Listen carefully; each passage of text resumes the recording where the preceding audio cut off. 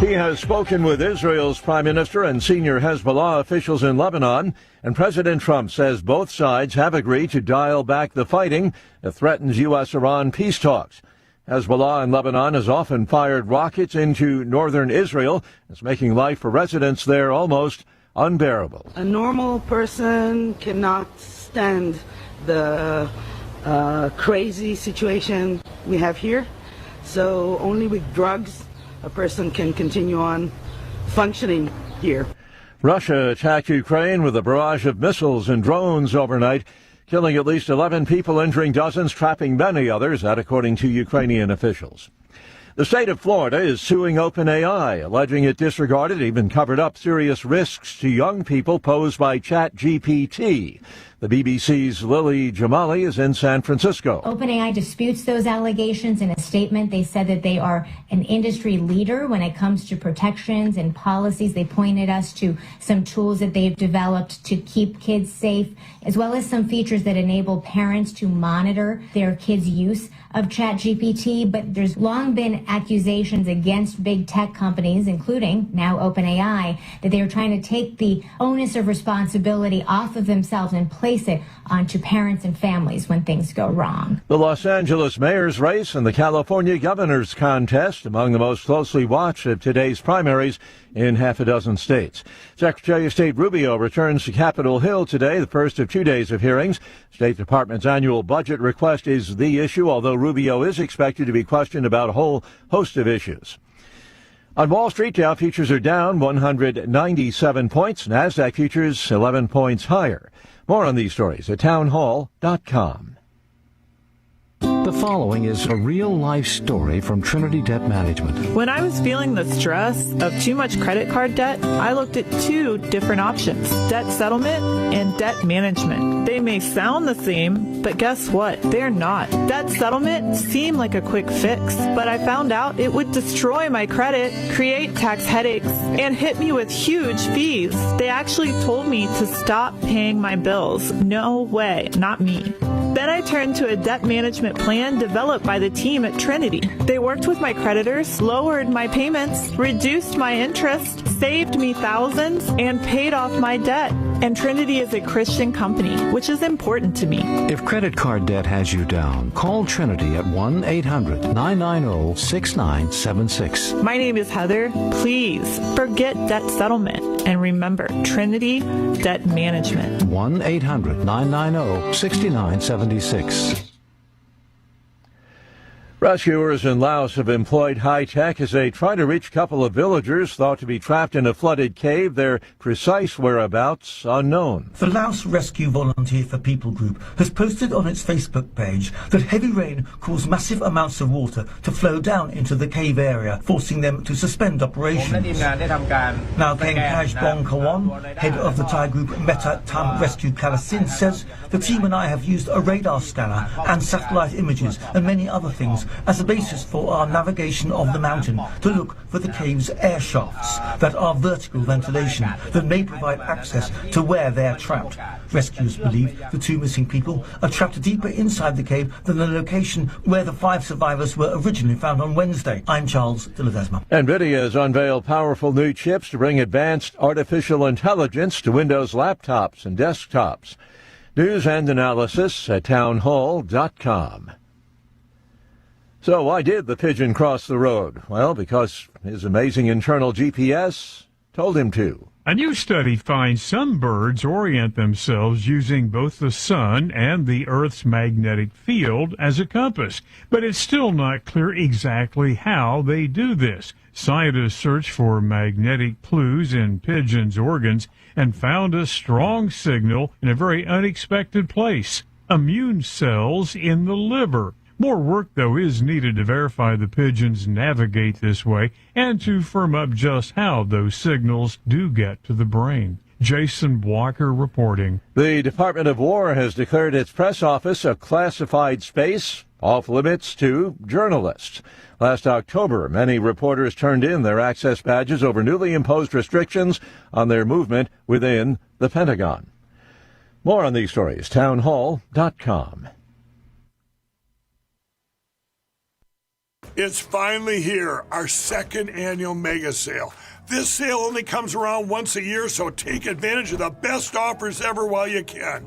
For example, save 50% on our Giza Dream bed sheets as low as $29.98. And for the first time ever on TV, My Pillow mattresses and My Pillow mattress toppers as low as $99.98. And you save 50% on our Lux Pure 6-piece towel sets. Regular $69.98, now only $39.98. And our best-selling standard My Pillows, regular $49.98, on sale for $17.98. Wait on it, mega sale only $14.98. But wait, there's more. To make the mega sale even more special, when you order right now, your order's going to ship absolutely free. To take advantage of the second annual mega sale, go to mypillow.com or call 800-854-0504 and use promo code Godzilla. Trouble getting to sleep and staying asleep is infuriating. Your mind races, you toss and turn. Nutrition company Healthy Cell created REM sleep to help you quickly fall asleep, stay asleep, and sleep deep. Unlike other supplements that don't work, REM sleep is not a pill. It's a gel you swallow with ultra-absorption of science-backed ingredients supporting all 4 stages of sleep. Go to healthycell.com and use code GODZILLA for 20% off your first order. Risk-free. Love it or your money back. Guaranteed. Healthycell.com. Code Godzilla. Folks, this is Crom Carmichael, CEO of Soul Tea. I have recently turned 77 years old. I do not take prescription drugs. I have not had to take prescription drugs, and I attribute a lot of my good health to a product that I've been taking, which is the active ingredient in Soul Tea. It's a 22% concentration of theaflavin. We did clinical trials on it 25 years ago and found that it helped lower cholesterol. We have had many, many hundreds of letters and emails from customers telling us how it has helped them not only manage their cholesterol, but lower their triglycerides and help them on their blood pressure. And I can't tell you how much I attribute to Soul Tea for my good health at age 77. And I encourage you to go to GodzillaHeart.com. That's GodzillaHeart.com. And use the code Godzilla at checkout, and you'll get a 50% off on your initial shipment of Soul Tea. And I promise you it will be a great help for your heart health. Thanks so much. Hey folks, Al Green here for SatPhone. When you're on the go, you want to know you're connected. If it's a family vacation or an off-the-grid escape to a remote destination, having reliable communication helps you feel safe and secure. You can't afford to find yourself in a dead zone. That's why you need SatPhone. SatPhones are reliable, durable, and give you global coverage. If you can get outside, you can get in touch. It's that simple. Make calls from your SatPhone to any regular cell phone in the United States. The phones are $1,500 value, but you can get yours free. Just sign up for a 15-month plan, $94.90.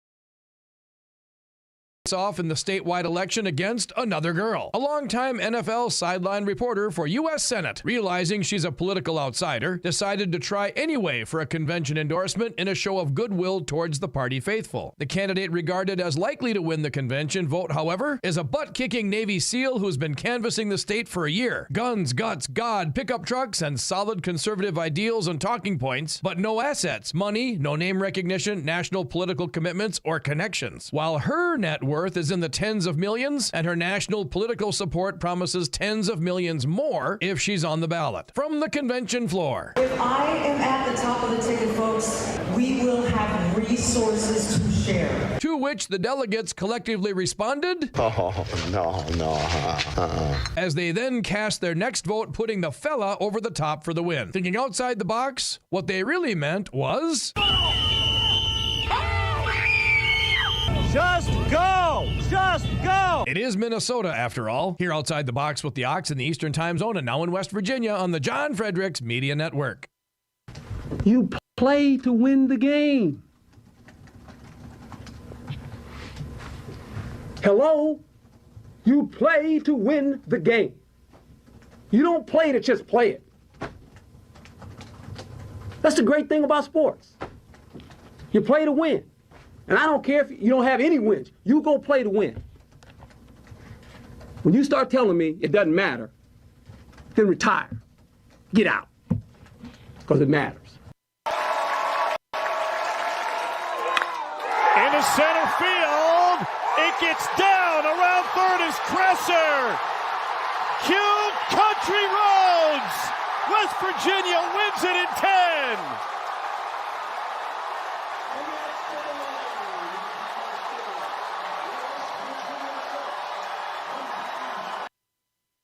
Live from the NCAA baseball tournament in Morgantown, West Virginia, this is a special edition of the John Fredericks Show. Grab yourself some peanuts and Cracker Jacks, sit back, and get ready for the best 4 hours of talk in the universe. To be part of the show, just call our toll-free number, 888-480-5646. And now, here's the Godzilla of Truth, the Oracle of the Deplorables, the man who tells his players to just keep swinging, John Fredericks.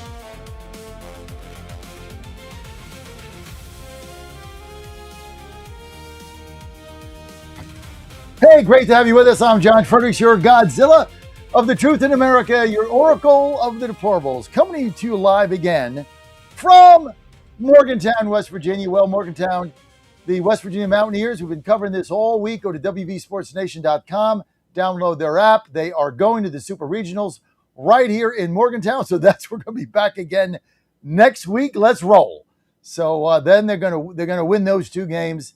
They really lucked out. They're playing Cal Polytech, which is really not that good. They were a third seed in the Mountain West, somehow got in, somehow won that tournament, knocked out UCLA, and the Mountaineers will beat them in 2 games, and they're going to Omaha. So that's kind of the way it is. We're doing great, so it's good. Great to have you with us. Lots of primaries coming up today. Lots of interesting things. We've got primaries in California, governor, statewide races. We got Iowa, key gubernatorial and congressional primaries. We've got so many interesting things. New Jersey congressional primaries, California's race, the battle for the 2 top spots in the jungle primary. That's all today. We've got the mayor's races there. That's today. So a lot going on. Plus your calls, 888-480-JOHN, 888-480-5646,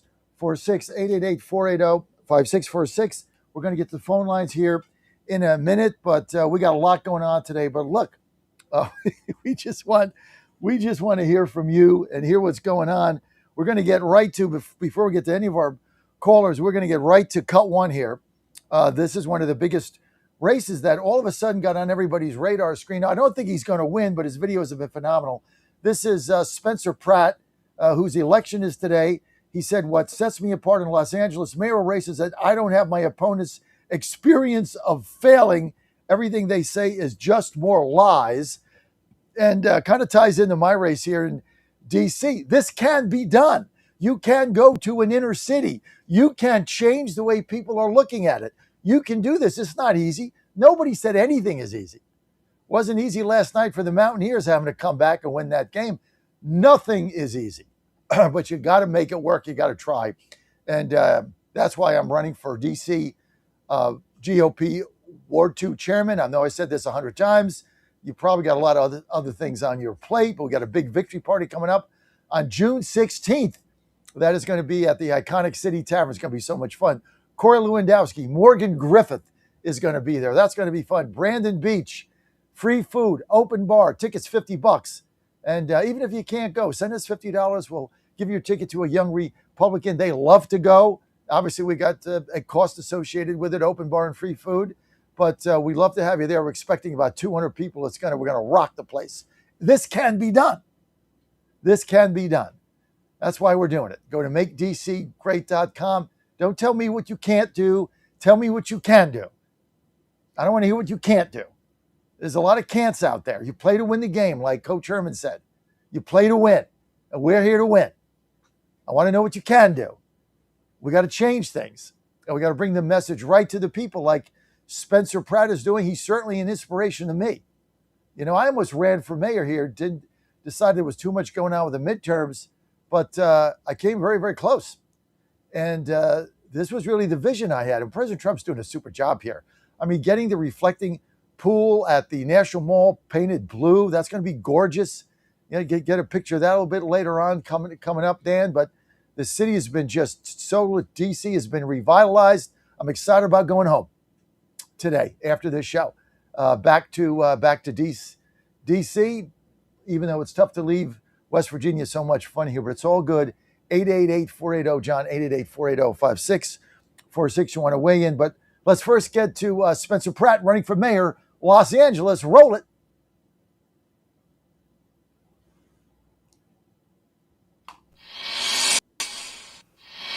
On this final day of campaigning in the L.A. mayor's race, recent polls show a tight race between L.A. Mayor Karen Bass, Councilmember Nithya Raman, and community activist Spencer Pratt. I spent time with all three today. Mayor Karen Bass was in the San Pedro neighborhood, shaking hands at a local coffee shop. She also spent time phone banking with supporters at her campaign headquarters. Nithya Raman toured a mercado in Boyle Heights. She's challenging Bass from the left, saying she hasn't been competent in making change happen fast enough. Spencer Pratt was in a restaurant in the Encino neighborhood, shaking hands with supporters there. After losing his house in the Palisades fire, he decided to enter the race. I asked all three candidates for their closing argument to voters. My final message to voters is, in the last few years, we brought down homelessness for the first time, 2 years in a row. 42,000 units of housing, crime rates down to 60 years low. We have the Olympics and the World Cup coming. Los Angeles is ready for an incredible recovery. Well, Angelinos are feeling that this city is moving in the wrong direction. What I'm offering is urgency to tackle the issues that are at the forefront of people's minds and a real plan to address our cost of living crisis and our homelessness crisis. My opponents are the reason the city's failing. So anything they say is just more lies. They know with me we're changing what's going on. We're stopping it. So it's not like a closing argument. They're already excited about me. The reason I'm here is because I'm not like these people. I don't have the experience of failing like they have. Oh my God. This is going to be too funny. If Spencer Pratt were to win this thing or even come close, this is an inspiration to everybody. You can change in inner city. President Trump has shown you this. You can do it with leadership if you have the energy and the gumption. Look, you need two things. Just two. You need balls and a plan. That's it, right? That's one of my favorite sayings. You need balls and a plan. Actually, it's my wife's favorite saying. You need balls and a plan. If you have balls without a plan, you get yourself annihilated, right? If you have a plan and no balls, you never do anything. You just talk and send out white papers. You need balls and a plan. That's what Pratt's got. That's what we have here in D.C. That's what I've got. Got to have balls and a plan. And we can do this. And I can't wait to see his vote total there. This guy's got a shot to win. No doubt about it. L.A. is a failing joke. It's filthy. It's disgusting. Everybody knows it. Taxes are through the roof. They can't get anything done. She's saying homelessness is down. On what planet do you live on? Right? Joke. Okay, let's get to the phone lines because we're fired up today. Let's get to Rob in New York. Rob, you're live. Good morning, John. Hey, Rob. What a day. I mean, you got, hold on, let me get you off my Bluetooth. You have this Pratt guy, which is, I think it's a lesson that all Republicans should pay attention to, because you don't need these overpaid consultants that just are interested in their commission from TV ads. Pratt's not using TV. He's going straight to social media and using AI for pennies on the dollar. And look at the movement he's built. He may not win, but he showed exactly what you said. Plattner, that guy, it looks like the View turned on him. Watch them pull a Harris, and they get Mills to get back in. I wouldn't put it past them. Could be. And then the third thing I want to say is with Iran. I don't know what the heck we're doing right now, because when you start losing people thinking that Iran is running circles around our administration, I don't buy that argument. They don't have any power. I think this is really their last-ditch attempt. But I don't know what we're going to get out of it. The president resigned. Now you're gonna negotiate with the IRGC. Those guys are. You just need to bomb them. You need to bomb them into the Stone Age. Stop talking, start bombing. That's it. Stop talking. There's no negotiation. Whatever it is that they say or sign, they lie. So now you're negotiating with people that want to die. Give them their wish. Kill them. They want to die. Yeah, that's the only thing I could think. But we got to move past it. And by the way, I was looking something. You've been talking about the fuel. If you look at like the energy curve, or the oil curve, which is where you see like the trend is going down. So I think these oil traders, maybe in the short term, they're bidding it up to get some money now, but it really looks like things are going to fall. So one way or another, there's going to be some sort of resolution, and we're not going to have, gasoline prices in the 4 handle in New York. And you're already starting to see it. Parts of New York, I looked at Gas Buddy, it's below 4. And where you are right now in West Virginia, you're also below 4. So 359. Yeah, which is 90 cents less than it is by me. 359. So it's going to move. Yes. So we got to stop this panic in behavior. I don't know how else we can do it. I mean, you can talk about it every day, but I like your thing right there. You need balls and a plan, and that's what we're lacking. And this is not the time to go soft. I'm sorry. Not you. I'm talking about the fake news. The fake news is going to continue to tell you your life is miserable. Under Biden, your life was miserable, and they said it was transitory, and everything was fine. Gas was $5.02. Everything is fine. It's transitory. Everything is good, right? Inflation, 12%. Hey, it's all good. It's transitory. Now all of a sudden, gas is $3.59 in West Virginia, and I live the life of a miserable, unhappy wretch. That's what they're telling me, right? It's nonsense.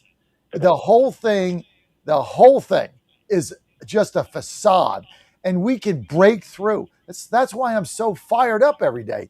Everybody says to me, why are you so optimistic? We're going to lose. We're going to lose a Democrat. We're going to lose. No, we're not going to lose. If you keep saying you got to have a mindset. I mean, my mindset is, look, we're winning. We're going to get these seats. We just got one in Louisiana. Yeah, it was pissed off in South Carolina, but we got enough seats where we can compete now, and they're not going to win these seats. Look at the candidates they're running. They're all bat crap crazy.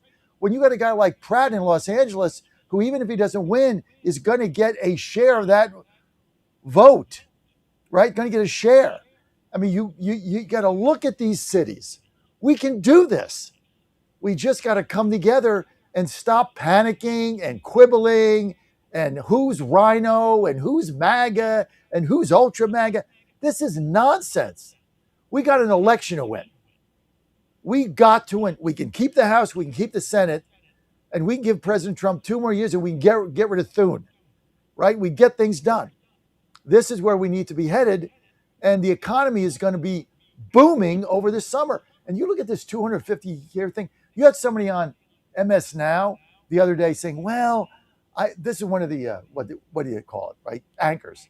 I don't really feel like celebrating 250. I don't really feel like, because, we've never really come to grips with our racist past. And, we're not really a good people. We're not really a good country. And I don't really feel like celebrating. This is the other side. I saw that, and that guy's Canadian, I think. Yeah. And you should go look up north to see what you've done with your open borders policies in Canada, and go see what they did. When I think of Canada, I'm thinking about what they did with that pastor that they tried to arrest him during COVID, right, and what they tried to debank the truckers. Right. And I see the attacks on synagogues, and right, and that thing is, they want to bring up like Sharia law up there, and you're worried about the United States. Go look at your old home, buddy. Yeah. I mean, you don't even have to go overseas. Just drive across the border and see how awful Canada is. I tell you what, we look. Voters are not stupid. The polls are fake.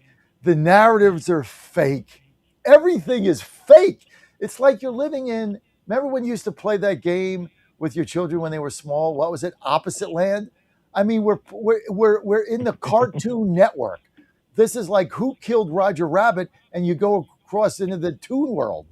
I mean, these people are ridiculous. It's all lies. It's all smoke and mirrors. There's fake polls, fake narratives, fake news. Everything is fake. And it's going to come crashing down with them in November. We are going to win. Rob, thank you. Appreciate you. Sean, hang in there a minute.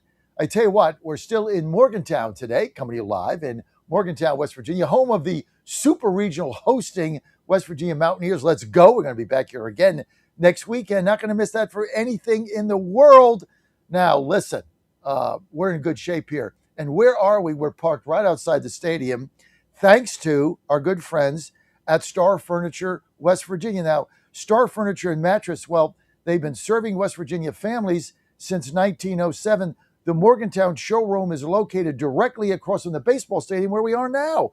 Now, this is one of the landmarks of the city, and Star Furniture, where they're locally owned and operated, they're proudly serve Morgantown, Fairmont, Clarksburg, Elkins, and all the surrounding communities. Now, the company believes in supporting local schools, community organizations, and charitable causes throughout West Virginia. These are really good people. They're the salt of the earth. They're the fabric of our community. And they've been a fixture in this community for well over a century, Star Furniture, right? Helping people all the time. They're extending their Memorial Day sale through today because the Mountaineers won. So come out and check them out today. They're going to do it through this weekend.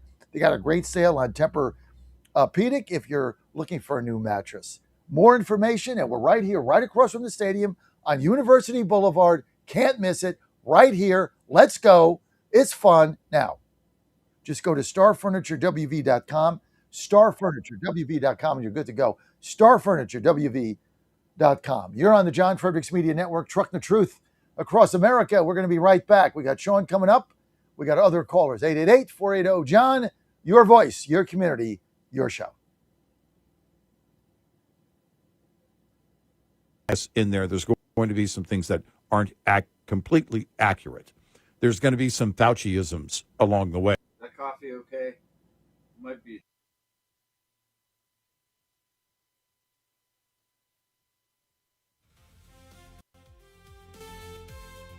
Hey folks, Al Green here for Sat Phone. When you're on the go, you want to know you're connected. If it's a family vacation or an off-the-grid escape to a remote destination, having reliable communication helps you feel safe and secure. You can't afford to find yourself in a dead zone. That's why you need Sat Phone. Sat phones are reliable, durable, and give you global coverage. If you can get outside, you can get in touch. It's that simple. Make calls from your Sat Phone to any regular cell phone in the United States. The phones are $1,500 value, but you can get yours free. Just sign up for a 15-month plan, $94.95 a month. Get 150 minutes monthly that roll to the next month. Go 3 months without using them, that's fine. Yes, 3 months, 450 minutes, all yours. Visit SAT123.com or call 855-980-5830. SAT123.com, 855-980-5830. Get surety and security with your sat phone. Call now.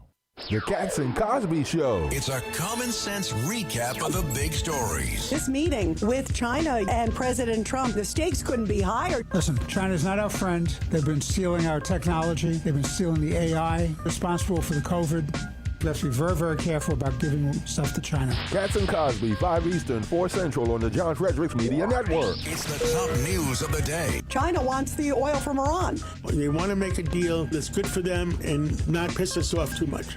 What if those who were once called conspiracy theorists turn out to be right again? A new study by Korean doctors claimed that COVID vaccines raise the risk of 6 cancers, including lung, breast, and prostate. Researchers analyzed health records from more than 8.4 million adults between 2021 and 2023, and their findings were published in Biomarker Research, a respected scientific journal. Critics dismiss it, but the data raises concern that spike protein exposure may be tied to long-term health risks. And Dr. Peter McCullough has been aware of this since 2020, which is why he collaborated with the wellness company to create Ultimate Spike Detox, designed to help your body clear spike proteins, reduce inflammation, and support heart health. With natural ingredients like nattokinase, dandelion root, and bromelain, it is your daily proactive defense from a man-made virus. Don't wait until symptoms strike or something unexpected happens. Experience the only formula approved and used by Dr. McCullough, one of the top doctors who risked it all. Go to twc.health/Godzilla. That's twc.health/Godzilla and use promo code Godzilla to get 10% off plus free shipping. 1775 Coffee is giving away free starter kits. Try the dark or medium roast coffee with longevity blend, an infused blend with anti-aging calcium alpha-ketoglutarate, which has been clinically proven to reduce biological age. When you purchase the first 2 bags, you'll receive a free 1775 starter kit, including a third 16-ounce bag of coffee, a matte black tumbler, a frother, a gold scoop, or a reusable K-cup filter. Just order now at 1775coffee.com/Godzilla and claim your free 1775 starter kit while supplies last. This is Crom Carmichael, CEO of Solti. We got a wonderful email from one of our customers up east named Joe, and here's what he had to say. I started taking Solti almost out of desperation with little hope because I was resigned to the futility that although I was up to taking 2 statins a day, high cholesterol was something I just had to learn to live with. In fact, when I turned 60, after taking a stress cardio test, my doctor called me on a Saturday, which of course is never a good sign, and told me that I was clogged more than 95% of the people my age. I had an angioplasty and a stent procedure done at that time. Today, my stubborn triglycerides are only 1/3 of what they had been before starting taking Solti. My prescription statin dosage has shrunk from 60 milligrams to only 10 milligrams a day. My primary care doctor that I have had for many years still can't believe the results, and neither can I. Thank you, Solti, for providing such a wonderful product. And folks, I want to invite you to take care of your heart also by going to GodzillaHeart.com. That's GodzillaHeart.com. Use the code Godzilla at checkout, and you'll get a 50% discount on your initial shipment. Thanks so much. I would rather play with 10 people and just get penalized all the way until we got to do something else, rather than play with 11 when I know that right now that person is not sold out to be a part of this team. It is more about them than it is about the team. I cannot play with them, cannot win with them, cannot coach with them, can't do it. Don't touch that dial. You've found your home of the truth. Do you solemnly swear to tell the truth, whole truth, and nothing but the truth? With the best analysis in America. You can't handle the truth. And now back to the John Fredericks Show. Well, it's great to be with you. I'm John Fredericks. Truth and clarity right here. Coming to you live in Morgantown, West Virginia, God's country. Morgantown, West Virginia, the Mountaineer baseball team at home. Super Regionals next weekend, Friday, Saturday. There'll never be a game on Sunday. Cal Poly's not going to come in here and win a game. And then they're going to Omaha, and you can follow it all on WVSportsNation.com, the #1 news and information site on all WV athletics, WVSportsNation.com. Don't forget, download their cool app, and you are good to go as we rock and roll right here. Primary day, a bunch of states, Iowa, California. Those are the 2 big ones. We're going to see what's going on. But we want to hear from you. Want to get your calls. Let's go to Sean in Newport News. Sean, you're live on the John Fredericks Media Network. Good morning, John. I think I've been calling in for about 10 years now. One of the things I absolutely love about your show is listening to stories about Ann and, I'm sorry, JoJo. That's how I grew up with him. And I wanted to call in and brag on my son for a minute. You're going to love this story. Yes, sir. So, my 18-year-old just got a job with the Newport News the shipyard. For Wow. those who are listening and not, yeah. For That's those who are big. not That's familiar, big time. John, yes. So this is the only place in the country that builds aircraft carriers and that can do the refueling. So Right. even if you have a carrier out in Japan, you need to refuel it. She comes here to Newport News. That's right. So now he's working on carriers as a rigger. That's a dangerous job. It's like a boatswain mate. I'm not going to go and explain everything. But, John, he's 18 years old, making $28.50 an hour starting. $28.50. And then if he works Saturday, he took a Saturday shift, he's getting time and a half. And if he works Sundays, he gets double time. 18 years old, John. It's a All right, beautiful so thing. let me tell you about the first day he meets his foreman. So he goes into, it's either an office or a trailer, I don't know. Doesn't matter. He goes into the trailer, and it's him and some other new guy, another young kid. Walks in the office, and, bunch of grown men, and he sees his red MAGA hat, like, hidden in the corner. He goes, whose MAGA hat is that? And they're all quiet. He goes, that's a beautiful hat. And all of a sudden, all the MAGA hats come out, and Trump posters come out, and Trump this and Trump that. He's like, Dad, they all love me. I'm like, you're here with your people now, bud. I don't know what to tell you. He's got his steel toes. I'm helping him with his hard hat, getting adjusted because I've spent some time in the yards myself. So it's just a proud moment that I wanted to share with your audience. I thought it was a cool story about all the Trump supporters and stop hiding, Trump supporters, stop hiding. It's a beautiful story. What's your son's first name? Colin. I remember you came to our apartment. It was a long time ago, and he was 8 because we know him for 10 years. And you bought. We had no money back then, and neither did you. And you wanted to buy. Both of us were broke. You wanted to buy him a PlayStation or something. And we were getting Joe another one, an upgraded one, a new one from Providence Computers that was that Mike cut me a deal on, my Cars Like. And so we sold you ours for like $200. And he was 8 years old. And you were so excited to have him. And you came and you picked it up and gave me a check for $200, which, was back then for us was, a lot of money. And we were so excited. But this is how you build relationships. And we've known each other for 10 years, and now here's your son, Colin, in the shipyard with a great career ahead of him. Hopefully we'll be able to join the union there soon, which is probably one of the best unions in the country. They're great to their people. And so I'm very proud of Colin. You should be very proud of him as well. He's got a great future with a great company.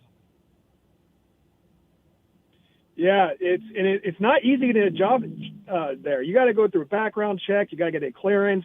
They drug test you, and they test your hair. So like you can't, I've done drugs like 6 months ago. It's not an easy job to get. But like if you get in, man, and he's getting ready to join the union too. Yeah, they you got to want him join the in. union there. It's amazing. Once you join the union there, it is and we have right to work, so you join it by voluntarily.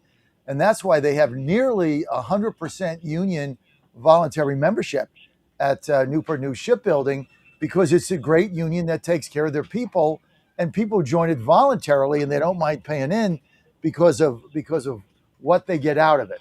So that's why it's a great thing.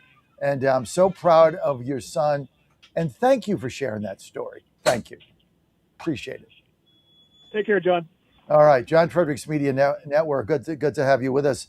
I tell you what, a groundbreaking new study shows that there's there's a safe and inexpensive potential cancer treatment, and it's a drug that many of us already know a lot about, and that's ivermectin. This new study shows that individuals who took ivermectin, the parasite-fighting medication that gained fame during the COVID pandemic, along with the drug mebendazole, saw remarkable results in the battles with cancer. This is something else. Now, this incredibly promising results have many Americans wondering how they can obtain U.S.-made ivermectin and benzodol. And that's where the wellness company comes in. You see and hear from the wellness company doctors all the time on my show on this network, and you know that their products are the gold standard of keeping you and your family safe and healthy. The wellness company is making 100% made ivermectin and benzodol available to my audience at an incredibly affordable price point. Say no to Big Pharma's greed and no to Big Pharma's poisons, and say yes to a company that you can trust to bring you safe, affordable, and effective treatments.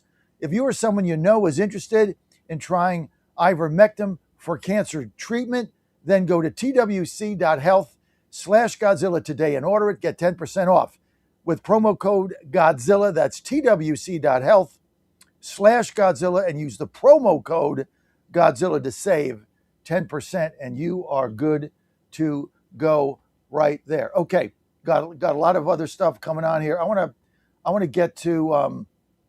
We talked about the primaries today going on. Iowa and Los Angeles are the big ones. Yesterday,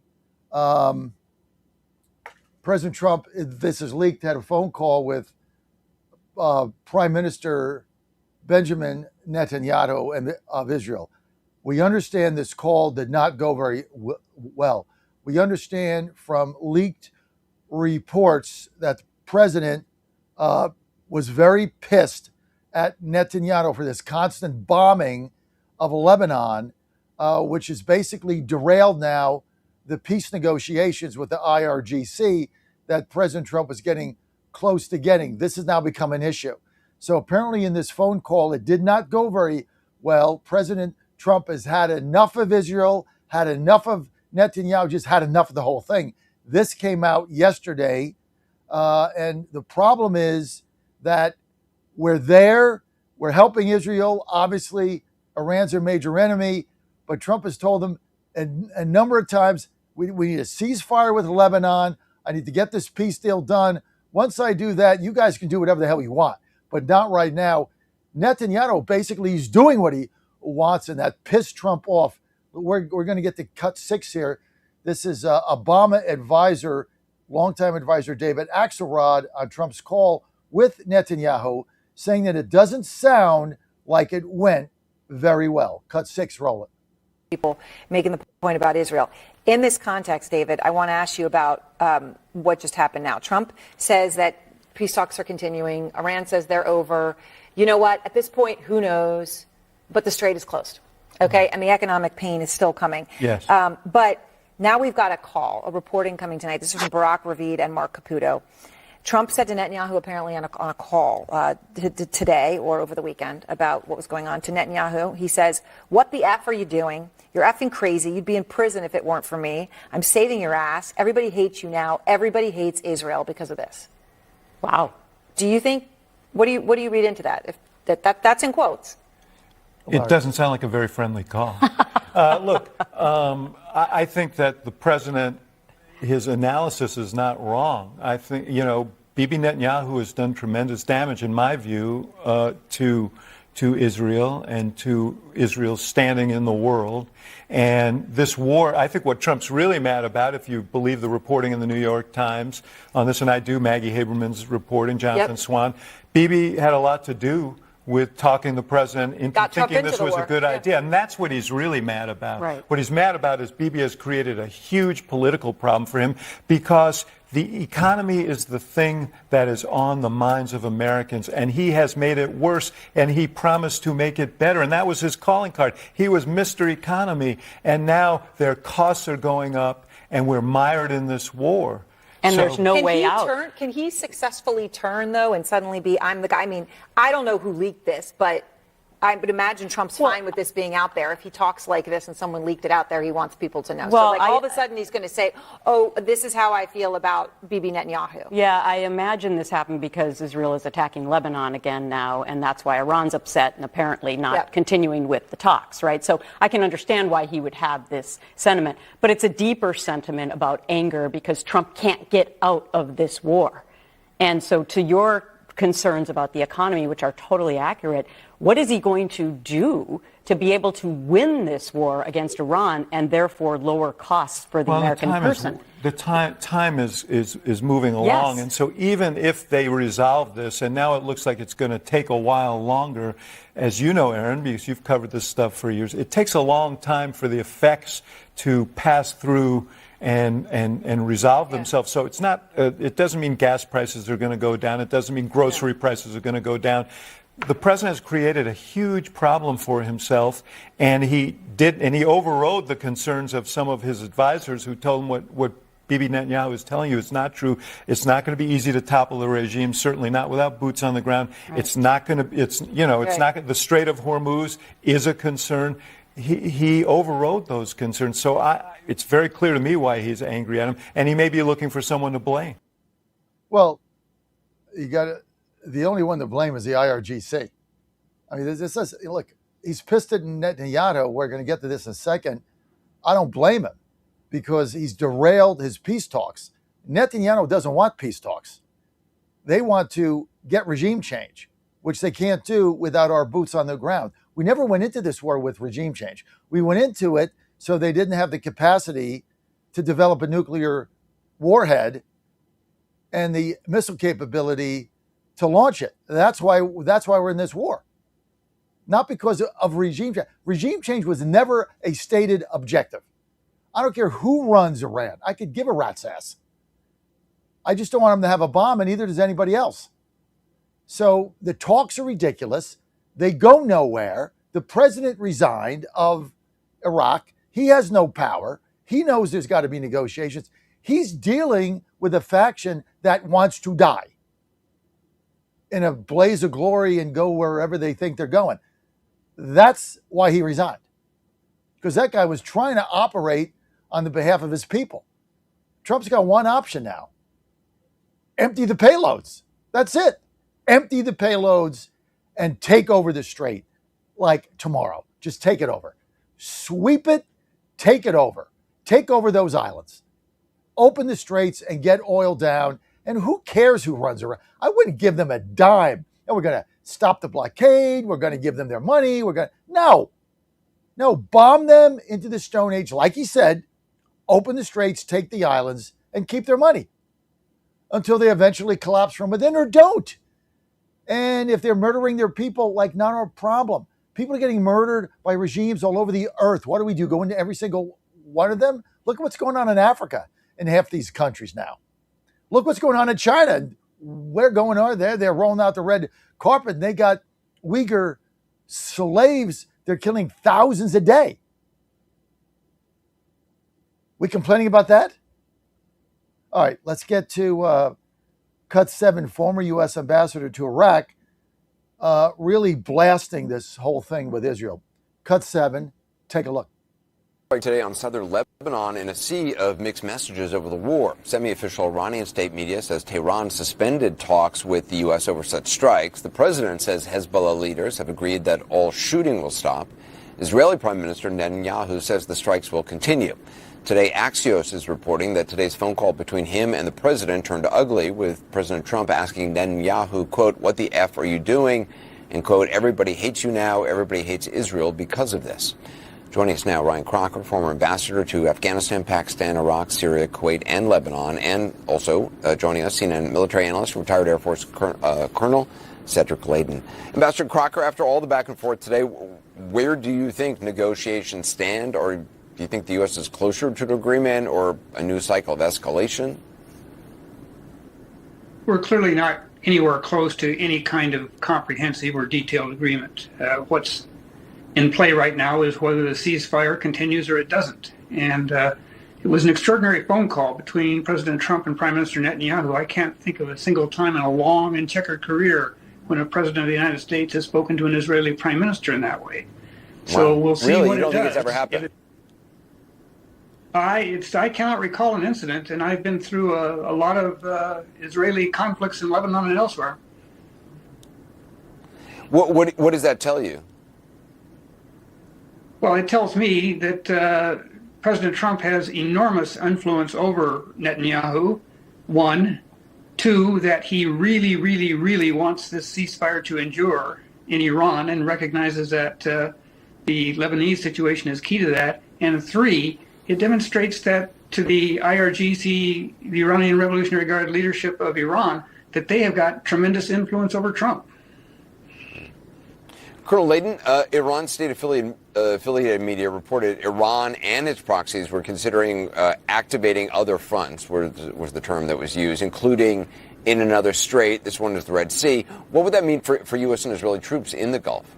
That would really complicate things, Anderson, and it would really make things difficult not only for the U.S. troops that are in the Gulf, especially those in on the Arabian Peninsula, Saudi Arabia, Qatar, UAE, places like that. It would also create problems for the Gulf states themselves. Saudi Arabia would have a real problem exporting its oil. It would be almost impossible to do it unless they were able to go through the Suez Canal, and that is a major factor here. As far as U.S. troops are concerned, it would really force them to divide their efforts between the Strait of Hormuz and the Bab el-Mandeb, which is that strait that goes from the Red Sea into the Indian Ocean. And Ambassador, what do you think? I mean, how much power does President Trump have over Netanyahu? Well, we're going to find out. I think the fact that he got the ceasefire in the first place indicates he has a considerable amount of influence. Netanyahu did not want to stop the fighting in Iran. He certainly didn't want to pause it in Lebanon. That has been unpopular with the Israeli public on both counts, and clearly with the Hezbollah drones and... Listen, the bottom line is you can't negotiate with these people. They're liars. So all they do is lie. They have no fear of getting themselves killed. We're 4 layers deep, and we're still dorking around with a ceasefire, right? And they're still sending up drones. You got to open the strait. You got to do it now. I think the American people are done with this. They're done with the ceaseless negotiations that go nowhere, with the reports they're right there, where they're right there, and then they're not there, and they were never there. And whatever Iran apparently gave the president over the weekend, he went to the Situation Room. He didn't like the nuclear end of the deal. He didn't want to give him all this money that we've frozen. It's not our money, it's their money. We've froze it. Doesn't want to release that without stipulations. What is it going for? This thing is never going to get resolved in a diplomatic fashion because you're not negotiating with sane people. You're negotiating with crazy people that want to die. How do you possibly negotiate with that? It's like negotiating with a guy with a car bomb strapped on his chest, with a bomb strapped on his chest. There's no negotiation. He wants to die to blow you up. What are you going to negotiate? A banana? Carton of ice cream? There is no way to negotiate with these people. And so open up the strait and who cares what they do? As far as Israel is concerned, we're done here. We're done. We've got as far with these people as we can go. And there's no bigger supporter of Israel than I am. But look, we've been allies. Trump asked him to stop bombing Lebanon. He wouldn't do it. So that was an issue in these negotiations. And now we're done. And basically the president said, what the F are you doing, dude? You know, we've had enough. This whole thing, look, you can't rely on anybody else but yourself. We have the greatest military armada assembled in the Gulf in the history of the globe. Ever is assembled right there. Bigger than anything that ever happened in World War II. It's all right there. So what are we doing with it? And they keep threatening them about, we're going to bomb you into the Stone Age. Then do it. They don't care. Either way, they're willing to die. So take the islands over. It's going to take some troops to do that. Get this strait open. Get those ships moving. And then you've solved it for life.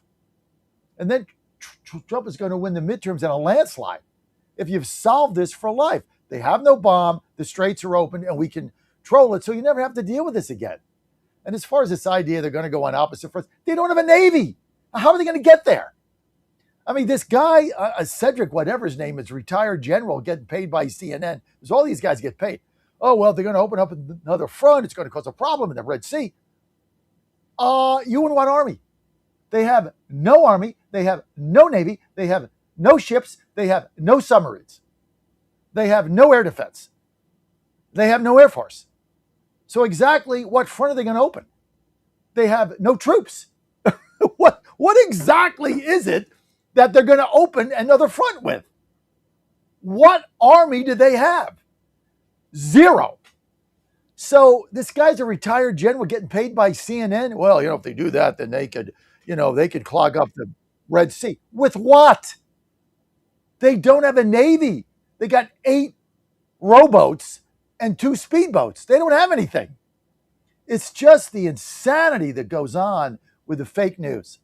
So now you're going to panic about, they're going to close another strait. No, they're not. With what? Who's going to do it? Hamas? They don't have any money either. This whole thing is so stupid. And we're done. I as far as I'm concerned, I don't really care what Israel does. I'm done with them. I don't care what the IRGC says. I want to open the straits and control them and make sure they don't have nukes, and that's it. And I don't think that we're that far away from doing it. And the gas prices are coming down now because our oil and our energy development is off the charts. So it's already $3.59 here in Morgantown. $3.59, not $5.05. They're continuing to come down. And when these gas prices come down, war or not, what are the Democrats then going to complain about? What? Fertilizer? Give me a break. John Fredericks Media Network, trucking the truth across America. Live, Morgantown. We're going to be right back. Stay with us.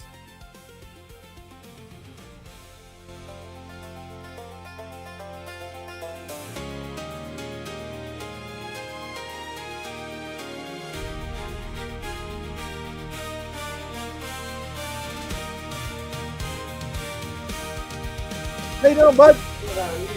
Good. You want to get...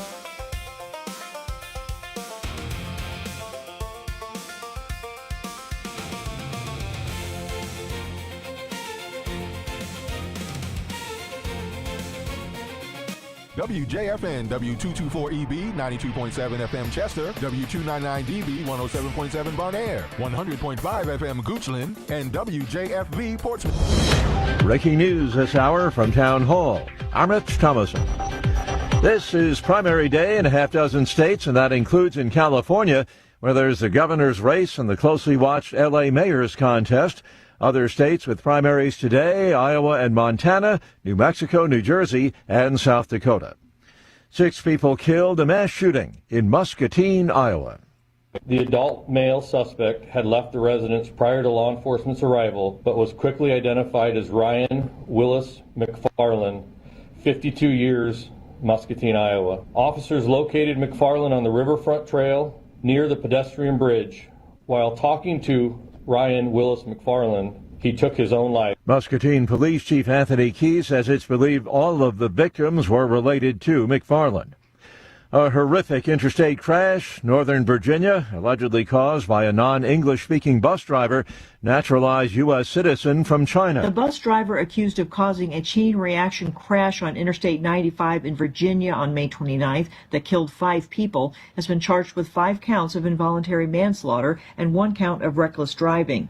Court records show Jing Shangdong of Staten Island, New York, paid a fine after being convicted of speeding in Virginia in 2024, going 73 miles per hour in a 55 zone. He was also cited in Annapolis, Maryland, driving a motor coach 72 miles per hour in a 50 zone. Authorities say Dong was driving the bus from New York to North Carolina when he struck a line of vehicles that slowed down in a work zone. A family of 4 from Greenfield, Massachusetts, on their way to a wedding were killed, as was a 25-year-old woman from Worcester. I'm Jennifer King. President Trump suggests a U.S.-Iran deal could be just around the corner, perhaps in a week or so. The Dow futures down 196 points. NASDAQ futures off 26. More on these stories at townhall.com. Hey, I'm Kirk Cameron. Is health insurance eating up your budget for 2026? If you're looking for ways to better steward your finances, consider this: Christian Healthcare Ministries. It's a health insurance alternative at half the cost. Join CHM today by visiting chministries.org/wellness. While insurance companies tell you when to join, what to pay, and where to go, CHM is different. As a ministry, CHM allows you to share the burden of medical bills with other Christians. You can enroll, switch programs, or leave at any time. Christian Healthcare Ministries. It's a world of difference. CHM has 4 flexible programs. You can pick any certified doctor, surgeon, or hospital that you want for eligible care. So make the switch. Take your paycheck back from health insurance this year. Join CHM today by visiting chministries.org/wellness. That's chministries.org/wellness. European Union lawmakers agree to take steps aimed at combating massive illegal immigration. The EU's moved forward with a vast overhaul of its migration strategy, aiming to ramp up deportations in what rights groups compare to the Trump administration's aggressive immigration policies. The provisional agreement, which will now go to lawmakers and heads of state for approval, comes as critics argue the new regulation could harm human rights. EU member states will be able to set up bilateral deals with countries outside the bloc to build deportation centres. Some nations are already in talks with third countries, mostly in Africa, to host what's called return hubs on the model of Italy's detention deal with Albania. I'm Charles de Ledesma. Archaeologists are digging beneath Notre Dame Cathedral, exploring as far back as Roman Paris. From some 2,000 years ago, so far, hundreds of objects uncovered, including a 4th century coin and a medieval jug. News and analysis at townhall.com.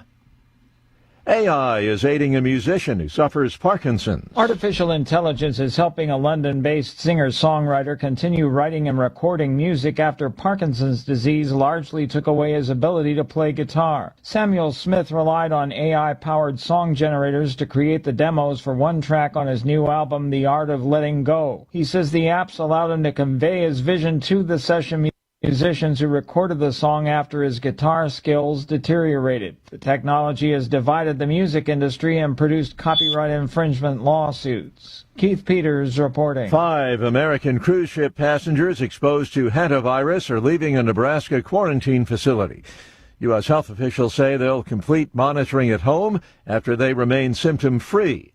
They arrived in Nebraska several weeks ago following a deadly hantavirus outbreak during a South Atlantic cruise. Townhall.com.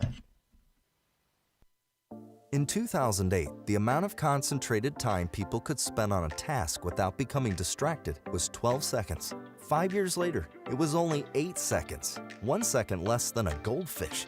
If you're often distracted or have trouble recalling information, you're likely to fall behind in the demanding, fast-paced 21st century.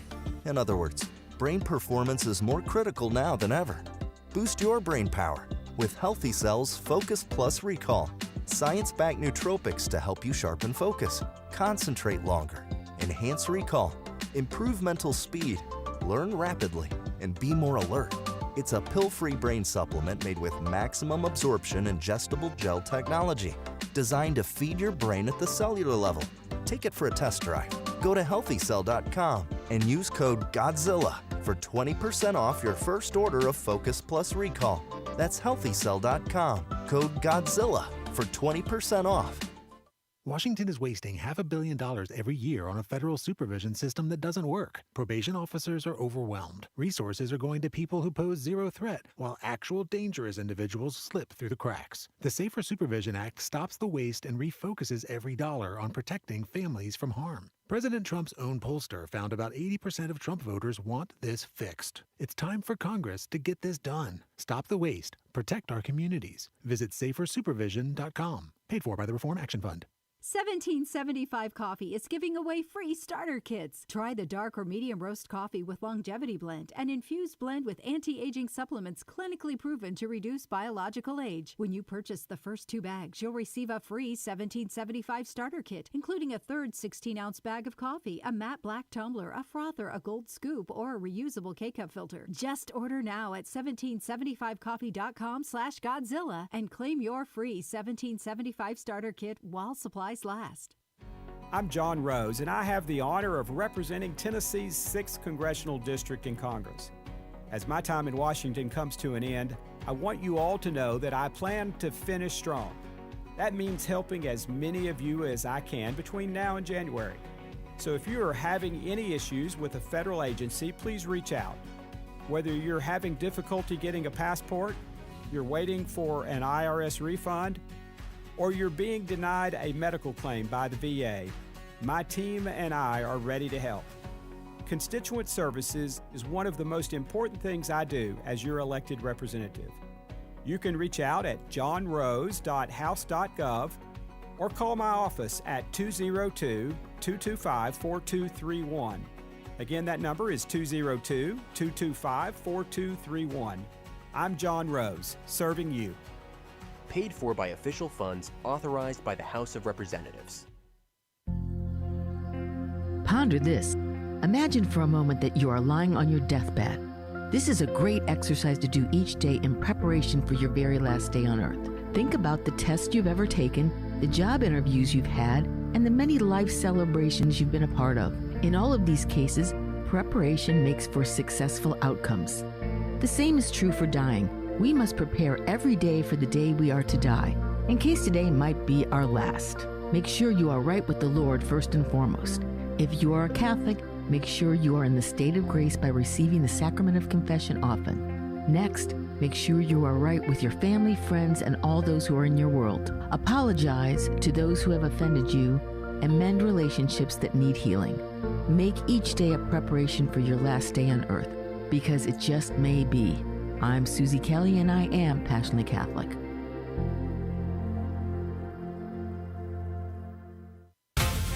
Live from the NCAA baseball tournament in Morgantown, West Virginia, this is a special edition of the John Fredericks Show. Grab yourself some peanuts and Cracker Jacks, sit back, and get ready for the best 4 hours of talk in the universe. To be part of the show, just call our toll-free number, 888-480-5646. And now, here's the Godzilla of Truth, the Oracle of the Deplorables, the man who tells his players to just keep swinging, John Fredericks. Oh, great to have you back on the John Fredericks Media Network. Truth and clarity right here. I am your Godzilla of the Truth in America, coming live again from Morgantown, West Virginia. Yes, we're in God's country. Home of the Super Regionals. They're coming right here next week. Cal Poly coming into town. Who are they? Who cares? They're out in 2. And then we're shipping out to Omaha. Let's go, Mountaineers. So we're going to have a lot of fun here. Next weekend is going to be rocking and rolling. We're on the West Virginia Sports Nation bus. Well, you want to follow the Mountaineers, you got one place to go, and that's WVSportsNation.com. WVSportsNation.com. Everything is right there. And we're in our West Virginia Sports Nation bus now. What you want to do is you want to download our app. What app, John? Well, the app for West Virginia Sports Nation. Well, I don't really follow West Virginia. Doesn't matter. Download the app anyway, to the goodness of your heart. All you got to do is if you got an Apple device, just go to the App Store and put in WV Sports Nation. Download your app there.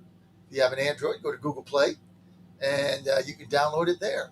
And when you download it, guess what happens when you hit that button? Guess who pops up? Well, right here with me, my good friend James Sanders of Titan Roofing, one of our sponsors, not only on the bus, but for the games, but also on our app, our feature sponsor on our W Sports Nation app.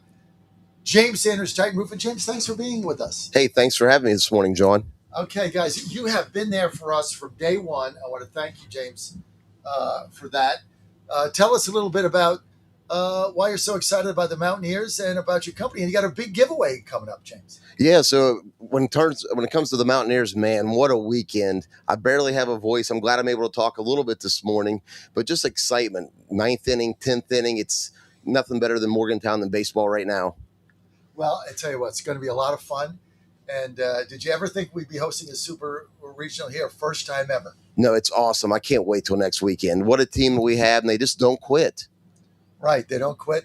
You know, Kentucky came back yesterday, tied it, and I was getting texts from people, oh, my God, you know, Kentucky came back. And I'm like, I went to bed, honestly. I'm like, if Kentucky doesn't have a 5-run lead in the 9th inning, they're not going to win this game. And I got up an hour to go to the bathroom, so they won 6-5 and had the winner there. And it was a ball that kind of sneaked through the infield. I saw the replay of it when it first hit. I thought it would be an out. Yeah. It just kind of sneaked through, and Cresser was able to score from second. But if they field, you know, Kentucky had fielding problems all weekend. That really was a ball that should have been fielded. and then maybe they throw Guzman out, maybe they don't, but certainly they don't score off it. But if you look at the first 2 runs in the game, both were manufactured runs. Walk, stolen bases, a wild pitch here, there, ground ball to shortstop, guys on second, gets to third. Like nobody does that. So they just played sound baseball, and they kind of stole 2 runs early, and that was the margin of difference. Yeah, they played small ball last night. They really stayed within themselves and just kept playing and playing and playing, and it worked out for them. Too much fun. Let me ask you something. Tell me a little bit about Titan Roofing. You had a big giveaway coming up. You want to take advantage of probably the biggest thing that's hit this area, this whole Morgantown area in ever, maybe 50 years ever, is the Super Regional here. But you had a big giveaway with Titan Roofing coming up, James. Tell us about that. Yeah, so this is going to be our 6th annual Veteran Roof Giveaway. We always want to honor our veterans and also do it a better way. In the first 5 years, we put on and installed 13 roofs for free for veterans. So starting June the 8th all the way till the end of June, you can go to winatitanroof.com, and then you can nominate a veteran. So the key to this is give a great backstory. Tell us why you're nominating that veteran. And once again, it's at winatitanroof.com. We'll take the whole month of July. We'll vet all of them. We had over 500 and some entrants last year, and then we'll announce it in August. So you want to go to, what is it again? winatitanroof.com. All together, winatitanroof.com. Winatitanroof.com. Nominate a veteran. Yes. To get a free new roof, and tell you why. Tell us why. Tell us why you're nominating that veteran. Listen, they sign their name on that dotted line and say, hey, I don't know you, but I'll die for you if I need to. So what a better way to honor them than give them a roof? I love the idea. I tell you what, if people are not a veteran and they just need roofing help, where do they go? Go to titanroofing.com and look us up, fill out a form, or give us a call at 304-244-9292. Be happy to come out, give you a free estimate. No hassle, no pressure. We'll give you an honest assessment of your roof, and we'll take care of you. Titanroofing.com. Go to titanroofing.com. Everything is there. Founding sponsor of our WV Sports Nation app, James Sanders at Titan Roofing. We thank James for all you do for us. Couldn't make that app possible without you, and also a sponsor of our WV Sports Nation bus right outside the stadium. What do you think of the bus? I love it. It really stands out. You drive up over the hill, the first thing you see is the bus. It is awesome. Hear that, all of our sponsors? First thing you see is the bus when you drive up, and wouldn't it be possible without our smoke? There's our bus now. There's a picture of it. Yeah, right? that's beautiful, isn't it? Isn't it great? And now we're going to be back for the Super Regionals. I still got a couple of ad spots to sell, so tell Pasqua, tell him he's got a phone and a pen. Hey, it's money well spent. You have 6,000-7,000 people. You probably have 1,000 people up on the hill watching the game. Yeah, it was 70. I think biggest crowd ever, second biggest crowd, 7,200 last night, standing room only, and then another 1,000 up on the ridges. So probably had 8,200 people seeing this bus when they came by, because you got to go in the stadium. You got to go past this bus. Yeah, you have to. You got to go past it. So for those of you in West Virginia or looking for exposure in West Virginia and to be part of the biggest thing ever, you want to advertise with us and go on our even Todd Sheets got nothing to do with it. He's coming up. He's excited. He's like, how can I buy an ad? How can I buy an ad in this bus for my Substack, which I don't charge for? Todd, that doesn't make any sense, but thank you. Just go to titanroofing.com, titanroofing.com. James Sanders, thank you so much for being with us, James. Hey, thanks for having me, sir. Okay, now that you're on the show, you can bet that I'm going to hit you up for a campaign donation. MakeDCGreat.com, MakeDCGreat.com. Just like I hit Todd up. Todd, thank you for that. And we shake everybody down. That's what we do. Shake them down. Get those campaign donations coming in. James, thank you. Thank you, sir. All right. Good man. Quick word from our sponsors. Todd Sheets and I will be right back. Keep it right here on the John Fredericks Media Network. First time ever, we're bringing you My Pillow mattresses and mattress toppers for as low as $99.98. Remember, sleep's all about temperature and pressure points. Whatever sleep needs you have, we have the right technology for you. Like our My Pillow mattress topper, our queen size has over 10,000 individual comfort supports to help relieve your pressure points. And how about our 3-inch Hybrid Plus mattress topper? It's infused with copper and silver to help your body get the restorative sleep it needs. And our My Pillow and Case Coil mattresses, I personally helped develop these mattresses to make sure they have everything needed to give us great sleep. Plus, they're made right here in the USA, and they ship right to your front door, absolutely free. Go to MyPillow.com or call 800-854-0504 and use promo code Godzilla to get MyPillow mattresses and toppers for as low as $99.98 and free shipping.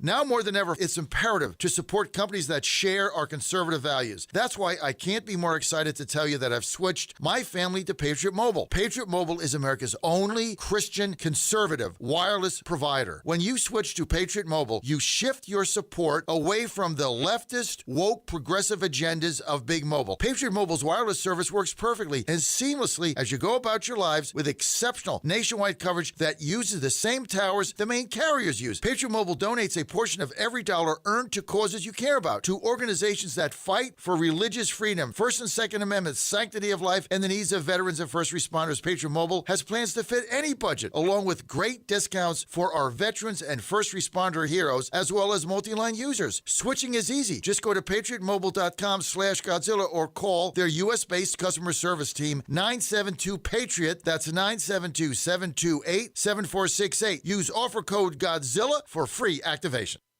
Stop. Really? Is that the first question? We won the game 20-10. Try another question. We played the game to win the game. All right. How about third down then? What is going on with third down? It's one game. Last game, we were great on third down. You're looking at this from the wrong perspective. LSU won the football game. Won the game. I don't know what you want from me. What do you want? You want us to win 70-0 against Florida to keep you happy? No, I think people want to know why you can't run the ball, quite honestly. We can run the ball. Did you see the last play of the game? That's all you need. You just need one. There's ridiculous questions. You know what? You're spoiled. You're spoiled. This team is 17-1 at night. 17-1. Give them some respect. He's your Godzilla of the truth in America. Run! It's Godzilla! No gibberish or nonsense, just common sense. And now back to the John Fredericks Show. You're back on the John Fredericks Media Network. I am your Godzilla of the truth in America. Not a lot of time, but big guest joining us, Todd Sheets. Todd, thanks for being with us today. You can follow Todd if I run out of time on Substack. It's free. Todd Sheets, 2 E's. Not like Sheets where you get coffee and gas. SHEETS. You can follow him on Substack, always free. Todd, thanks for being with us. Great to be with you again, John. Gas prices are coming down. We're trying to figure out why. Help us out here. I'm in Morgantown, West Virginia. Just filled up my truck, $3.59. Why are gas prices coming down when the straits aren't opened, and what's going to happen in the future? Yeah, well, I mean, I think part of this is the expectation that there's going to be a deal here to bring the war to an end. And so, we're starting to see the futures markets have settled down quite a bit. And so all this stuff is based on the anticipation of what is going to happen in addition to what's happening currently. And I think the expectations about the future are that it's the markets believe it's probable that we're going to see this war come to an end through a negotiated agreement here. And then, that's going to take all this gas or oil, that's floating around on these tankers out at sea, and in the strait that hasn't been able to get out. And all of a sudden that's going to be coming onto the marketplace, and that's going to start relieving all this pressure. So I think that's what we're probably seeing there. Time frame. Well, the time frame is all dependent on what happens with the agreement. And who knows? I mean, it seems like that's been a day or two away for a week or two, if not a little bit longer. So, it's hard to negotiate with people when you don't know who represents who and who can stand up for what kind of thing. So, but let's just say that the agreement gets settled in the next week or so. I think you start seeing prices come down pretty quickly. I mean, I think that's what we're hearing from the markets. Each time we see something like there's an anticipation of an imminent deal, we see a 3 to 4, 5% drop. So I think that's telling us that the markets are expecting that things will resettle fairly quickly. Maybe not all the way back down right away, because it will take a little while, but they'll start moving back towards where we were. What does our increased energy production in the United States do to gas prices here? Well, it insulates us. It doesn't isolate us so that we're completely unaffected, but it insulates us so we're not as affected as the rest of the world is by all of this. And it also insulates the rest of the world as well. I mean, we're the biggest economy by far. Energy usage is tied to the size of the economy. And if we weren't producing as much as we are, the rest of the world would be paying substantially higher prices also. So, without the things that Trump's done with energy policy, our ability to stand up to Iran and try and deal with them in the Middle East, we probably wouldn't have been able to do the things that we're doing right now.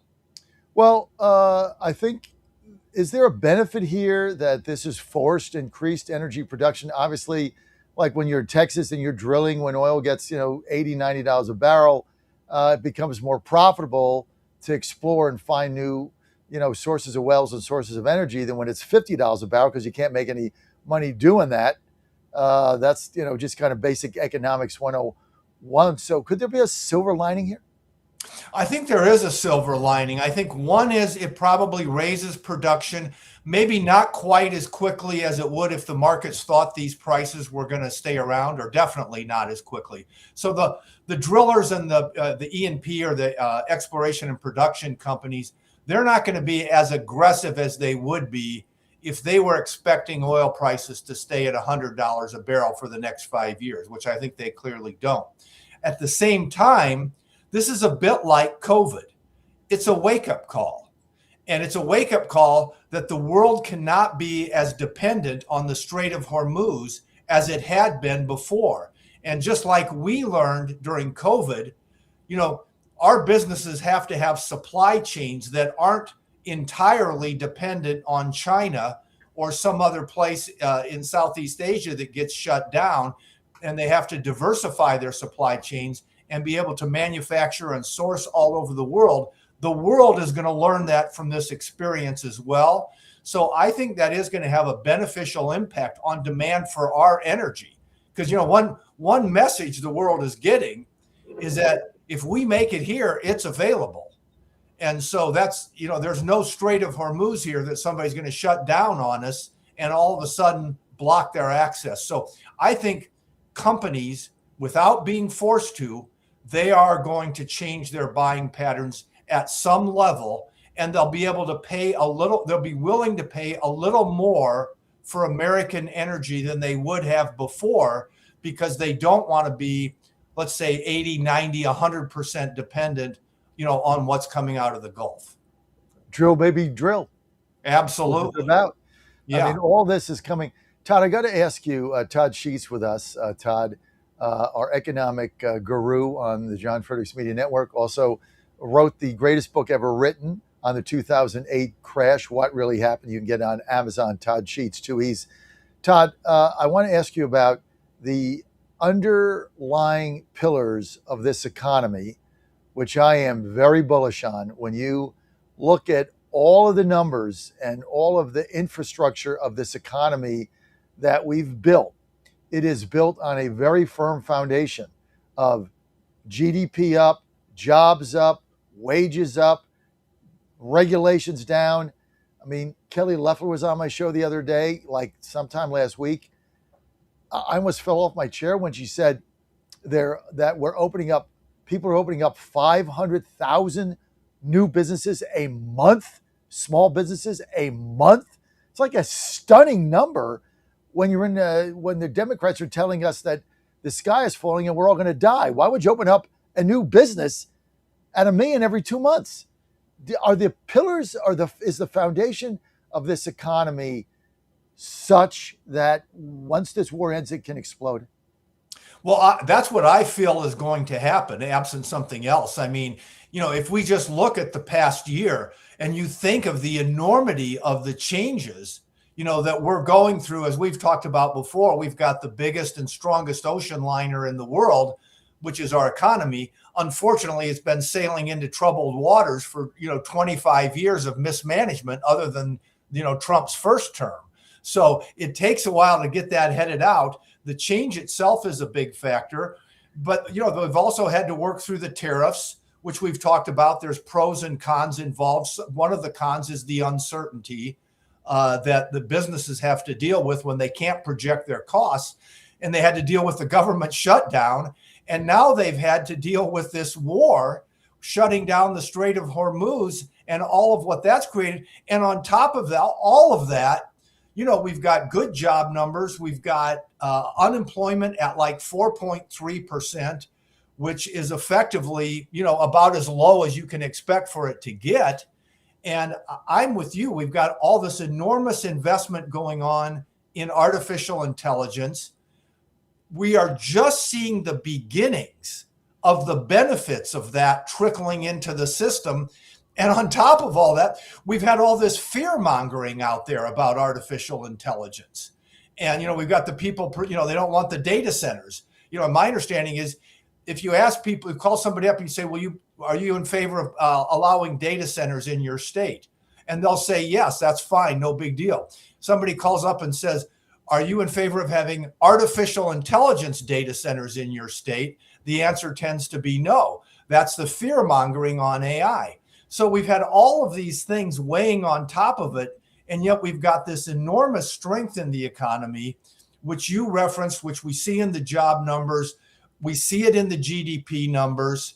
And I think the most important thing for people to keep in mind here is this is not government driven.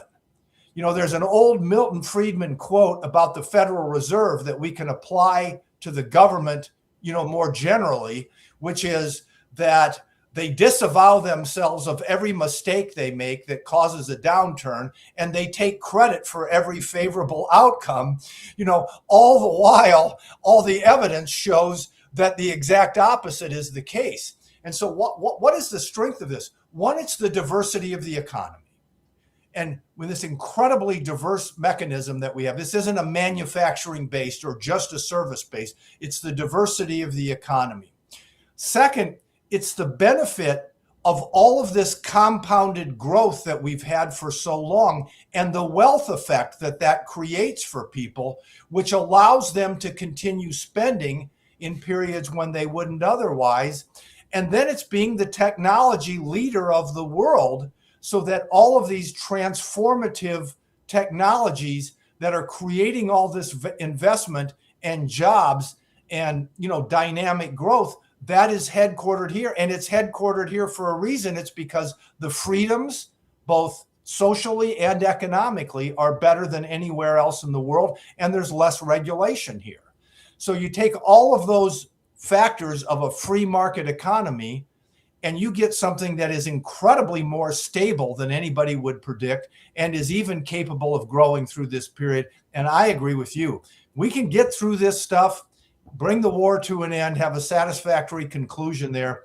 This thing is chomping at the bit. It's like a racehorse being held behind the gates at the open. Wants to run, baby. You want to run. Yep. And that's kind of where this is at right now. Consumer confidence is up. All the naysayers and the Democrats telling us, we're miserable, we're wretched, everybody hates their life. I mean, consumer confidence is up. Well, why is it up? Why are people 500,000 small businesses a month? Like, why do you open up a small business if you think that we're all going to die? Why would you do that? It's the fake news telling you a fake narrative backed by fake polls. I'm telling you, Todd, that's all this is. This war's going to end, and this economy is going to take off like a bat out of hell. Todd, thanks for being with us. People want to follow you. Where do they go? Yeah, go to Substack, search my name, as you said, Todd Sheets with 2 E's, on Wealth and Progress, or they can go to their favorite podcasting service and they get the same information usually it's a 5-6 minute kind of video each week. So, well, you're the best, Todd. Thank you. Thanks for being with us. Todd Sheets, as always. Senator Marsha Blackburn is next. Plus Recall. Science-backed nootropics to help you sharpen focus, concentrate longer, enhance recall, improve mental speed, learn rapidly, and be more alert. It's a pill-free brain supplement made with maximum absorption ingestible gel technology, designed to feed your brain at the cellular level. Take it for a test drive. Go to healthycell.com and use code GODZILLA for 20% off your first order of Focus Plus Recall. That's healthycell.com, code GODZILLA for 20% off. Hey folks, Al Green here for SatPhone. When you're on the go, you want to know you're connected. If it's a family vacation or an off-the-grid escape to a remote destination, having reliable communication helps you feel safe and secure. You can't afford to find yourself in a dead zone. That's why you need SatPhone. SatPhones are reliable, durable, and give you global coverage. If you can get outside, you can get in touch. It's that simple. Make calls from your SatPhone to any regular cell phone in the United States. The phones are a $1,500 value, but you can get yours free. Just sign up for a 15-month plan, $94.95 a month. Get 150 minutes monthly that roll to the next month. Go 3 months without using them, that's fine. Yes, 3 months, 450 minutes, all yours. Visit SAT123.com or call 855-980-5830. SAT123.com, 855-980-5830. Get surety and security with your sat phone. Call now. It's finally here, our second annual mega sale. This sale only comes around once a year, so take advantage of the best offers ever while you can. For example, save 50% on our Giza Dream bed sheets, as low as $29.98. And for the first time ever on TV, MyPillow mattresses and MyPillow mattress toppers, as low as $99.98. And you save 50% on our Lux Pure 6-piece towel sets. Regular $69.98, now only $39.98. And our best-selling standard My Pillows, regular $49.98, on sale for $17.98. Wait on it, mega sale only $14.98. But wait, there's more. To make the mega sale even more special, when you order right now, your order's gonna ship absolutely free. To take advantage of the second annual mega sale, go to mypillow.com or call 800-854-0504 and use promo code GODZILLA. Now more than ever, it's imperative to support companies that share our conservative values. That's why I can't be more excited to tell you that I've switched my family to Patriot Mobile. Patriot Mobile is America's only Christian conservative wireless provider. When you switch to Patriot Mobile, you shift your support away from the leftist, woke, progressive agendas of Big Mobile. Patriot Mobile's wireless service works perfectly and seamlessly as you go about your lives with exceptional nationwide coverage that uses the same towers the main carriers use. Patriot Mobile donates a portion of every dollar earned to causes you care about, to organizations that fight for religious freedom, First and Second Amendment, sanctity of life, and the needs of veterans and first responders. Patriot Mobile has plans to fit any budget, along with great discounts for our veterans and first responder heroes, as well as multi-line users. Switching is easy. Just go to patriotmobile.com/Godzilla or call their U.S.-based customer service team, 972-PATRIOT. That's 972-728-7468. Use offer code GODZILLA for free activation. You know, you can't turn the ball over 5 times like that. Holy crap. I don't know who the hell we think we are when we do something like that. Unbelievable. 5 turnovers. One of them, we've thrown 4 interceptions for touchdowns this year. That might be an NFL record. That's pitiful. I mean, it's absolutely pitiful to perform like that. Pitiful. What's that? Playoffs? Don't talk about it. Playoffs? You kidding me? Playoffs? I just hope we can win a game. Don't touch that dial. You found your home of the truth. Do you solemnly swear to tell the truth, whole truth, and nothing but the truth? With the best analysis in America. You can't handle the truth. And now back to the John Fredericks Show. You're on the John Fredericks Media Network, and I am your Godzilla of the truth in America. Truth and clarity right here, coming to you live from Morgantown, West Virginia. Yeah, we're in God's country. Tennessee, that can be that way too. But here we are right outside of Kendrick Family Ballpark.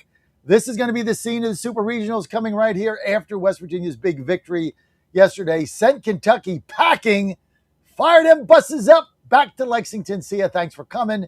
Hope you enjoyed your stay. We're staying home. Cal Polytech coming in. So lots of fun here. We're going to be, of course, here next week as well. Volunteers, much to Marsha Blackburn's chagrin, knocked out of the playoffs yesterday. They're gone. So no more baseball for Volunteers this season. Got to wait till next year, as they always say in Tennessee Orange Country. Well, just got to wait. Joining us now, Senator, Tennessee, soon to be the next governor. Can't put your cart before the horse. She's got to win the primary, but she's running for governor, U.S. Senator, Tennessee, our good friend, FOJ, friend of John, Marsha Blackburn. Senator, thanks for being with us. Good morning, and it's always good to be with you. Thank you so much. Senator, let's get right to a couple things right here. I want to start with, before we get to the Fraud Accountability Act that you introduced, we picked up another seat potentially in Tennessee in Congress to help hold the House. That was in Memphis. Yes, the governor had to do the special session. Yes, the senators had to pass it, etc. But I told everybody for a week that you sent a tweet out, an X out, moments after the Supreme Court ruling. I think you were ready to go. Moments. And you demanded a special session from the governor and to get this seat. And I think that he didn't want to do it. You know what? You don't have to comment. Bill Lee didn't want to do it. But I believe that you were relentless in the pressure that you put on, and you got us that one seat. And that's, Marsha, what leadership's about. One of the things that we saw with the Supreme Court decision was they said you cannot craft a district or exercise redistricting based on race, just as you can't use race for admissions in college or for employment. So to me, it made sense that there would be a revisit of those districts so that it would come into compliance with the Supreme Court order, because the DOJ said they were going to enforce and abide by that court order. And what you don't want to do is hold an election, elect somebody, and then it gets thrown into court, and then you have no one to take that seat come January 3rd when the U.S. House of Representatives is sworn in.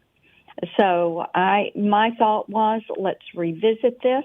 Tennessee is a conservative state.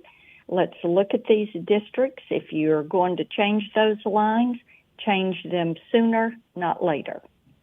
Okay, you don't have to comment on this, but I can. Had you not put that pressure on and been on social media and done other things behind the scenes, I don't think Bill Lee would have ever had this special session. We know for a fact he didn't want to do it, but look, you got Senator Blackburn, let's see, what's the correct word here? Strongly suggesting it, demanding it, and you got that done. And I think that's the kind of leadership we're going to get from Senator Blackburn when we're calling her Governor Blackburn from Tennessee. Marsha, let's get back to the Senate. I'm going to start with your Fraud Accountability Act and the Somali fraud you found in Minnesota. Give us the background on it and what you think you're going to accomplish with that, Senator Blackburn. Well, the American people and Tennesseans want to see you fighting for them. And that's important to do. And as we looked at the issue of fraud, what we found was that people who are in the country either as on permanent residence, green cards, illegally in the country or legally, if they go in and they defraud local, state, and federal government, if they defraud U.S. citizens, it tells us they're here for the wrong reason. So what my bill does is look at that Immigration and Naturalization Act and tweak the provisions around denaturalization and deportation to say, if you're conducting this fraudulent activity, you're going to be out of here. And, John, one of the things we hear is, oh, the immigration courts are really backed up. well, let's do this. Let's allow any federal court to hear these deportation and denaturalization cases. So we are working this bill through Judiciary Committee. We are trying to move it forward. As you know, right now, we're working on the reconciliation bill to fund ICE and Border Patrol for the rest of President Trump's term, and trying to get FISA done. And this is on our to-do list to update that so that any kind of fraud, right now, you can conduct up to $10,000 worth of fraud before it triggers any type of oversight. Well, if you are defrauding at that level, and say you've got 5 family members, you can pay them all $9.99 and be under that level that wouldn't trigger anything. All fraud is bad. $1 fraud is bad. The practice of fraud is bad, and it's wrong, and it should be a denaturalizing or deporting event, and that's what my bill does. Listen, you got to get this bill through. Now, have you put this into reconciliation? How does it make its way in there? Well, the reconciliation bill is going to be very, very narrow. Okay. And it's going to deal with those 2 provisions. And then we will be back into regular order. There are some of us, the conservatives in the Senate, we're called the steering committee, Rick Scott, Ted Cruz, Mike Lee, me, Eric Schmidt, Cynthia Lummis, and we're the steering committee for the executive committee for steering, as we're called there in the Senate. Ron Johnson's a part of this too. And we're trying to push forward Save America and find ways to get pieces of Save America across the finish line. And I have legislation, we're working on that would incentivize states to check their voter rolls once every quarter against the DHS rolls for people that are in the country illegally. See, DHS knows who's here, and people that have visas and permanent resident status, because we need to make certain these people are taken off the voter rolls, because many of them, when they got a driver's license, and that driver's license, we don't have many states that note on, note on the driver's license, you are a U.S. citizen, and makes that distinction between people that are in the country legally and can get a license or people that are citizens.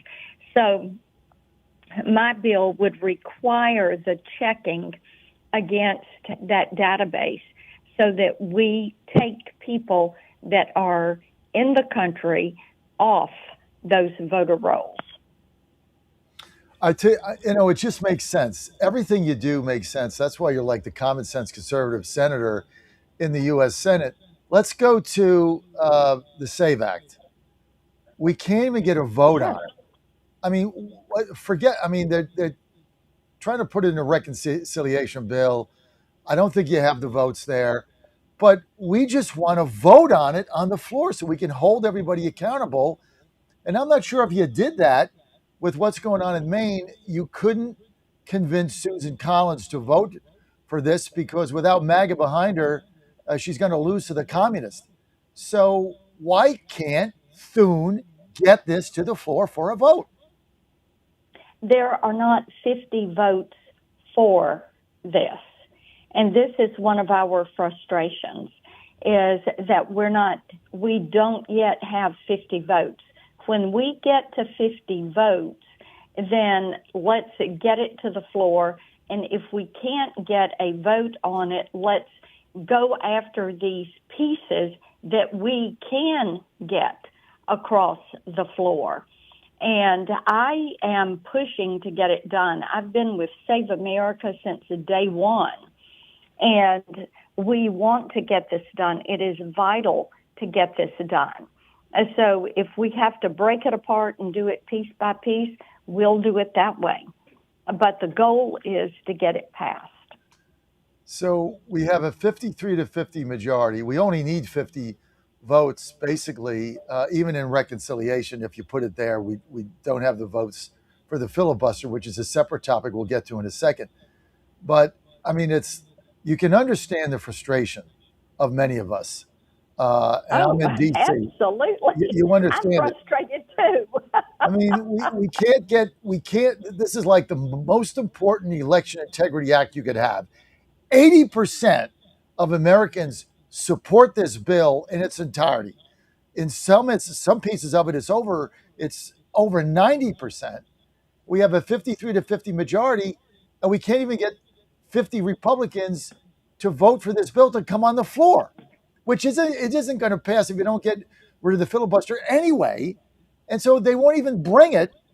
And so we look at this and we say, well, they're just hiding. They don't want to go on the record. And, we know who the 4 or 5 senators are, right? McConnell, Tillis, Collins, Murkowski, et cetera. But the fact that we can't bring it to the floor and we can't get 50 votes is just frustrating.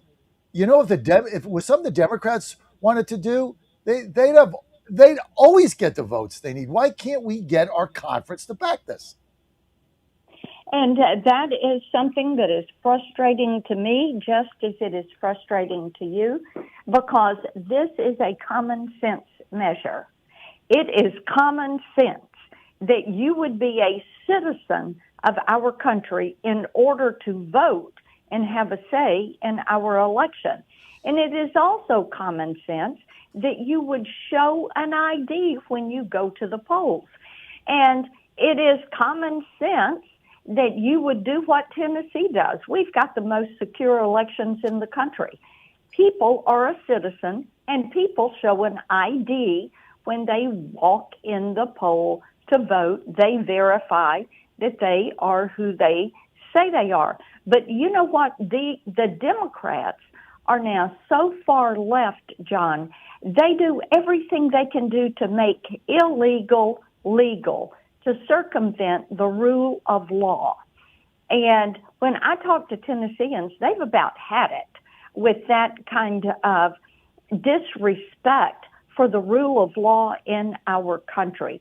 They want to see us codifying what President Trump has been doing by executive order. They want to make certain this border remains secure. They want to make certain that taxes stay low. And they're so pleased with the big, beautiful bill. They want to see prices come down, the price at the pump, the price of groceries, the price of housing. And they know that Congress has a role to play in this. And the fact that things are not moving forward is incredibly frustrating. And the House and the Senate need to work more together on some of these issues. The House would do well to stay in town and work and get things over to the Senate, and the Senate needs to take these measures up and, as you said, take them to the floor, get a vote on it. I mean, we understand if people don't want to vote for something, but we can deal with that later. But the fact that we can't even get them on the record, as I think it just drives everybody crazy. Like, just go vote so we know what we're dealing with. And, maybe if they have to vote and they have to, some of them are retiring, so they don't care. They have to face voters like Collins. Look, I like Susan Collins. I've defended her forever. It's Maine, right? She votes with us the overwhelming majority of the time. I have no problem with her. But she has to be held like anybody else. You want to be an elected official, you got to be held accountable to what you're going to vote for. And I think that's why a lot of people are just wringing their hands over it. Let's get to the filibuster. A lot of people on our side talk about frustration, don't understand why John Thune, your leader, just doesn't get rid of this thing. We know he can do it. The Democrats would do it in 15 minutes. Why doesn't he do it? Why are we stuck with this thing? And the votes are not there to do away with the filibuster. As you know, back in 2018, I was saying we should get rid of the filibuster in the Senate. So I'm there. And pardon me, I have been there. But what we have seen is there are not the votes for it. And no one person can just do away with the filibuster. So there again, you've got two things that the American people overwhelmingly want to see done, and the votes do not exist in the Senate to accomplish those two things. And I understand the frustration because I get frustrated also. And I want to make certain that we get President Trump's agenda across the finish line. And I think the conduct and the lack of common sense that exists with some of our Democratic colleagues is it's astounding to me. I absolutely do not see where they arrive at some of their decisions. Why would they be against enforcing the rule of law, securing our border, paying ICE and Border Patrol? And why? And we know the reason. They have made a promise to their far left that they're going to abolish ICE and defund the police. So this is their latest version of that. And because of that, you have seen TSA agents and so many going without their paychecks. And it's frustrating to see that happen. You know, you have operations that are taking place. Pardon me. And out in the field, Homeland Security investigations. These are agents that cannot be paid. Why can they not be paid? Because you've got the Democrats, and they are refusing to pay them. We have had more shutdowns of DHS than anything else. And people are saying, hey, wait a minute, this is not the way this is supposed to be working.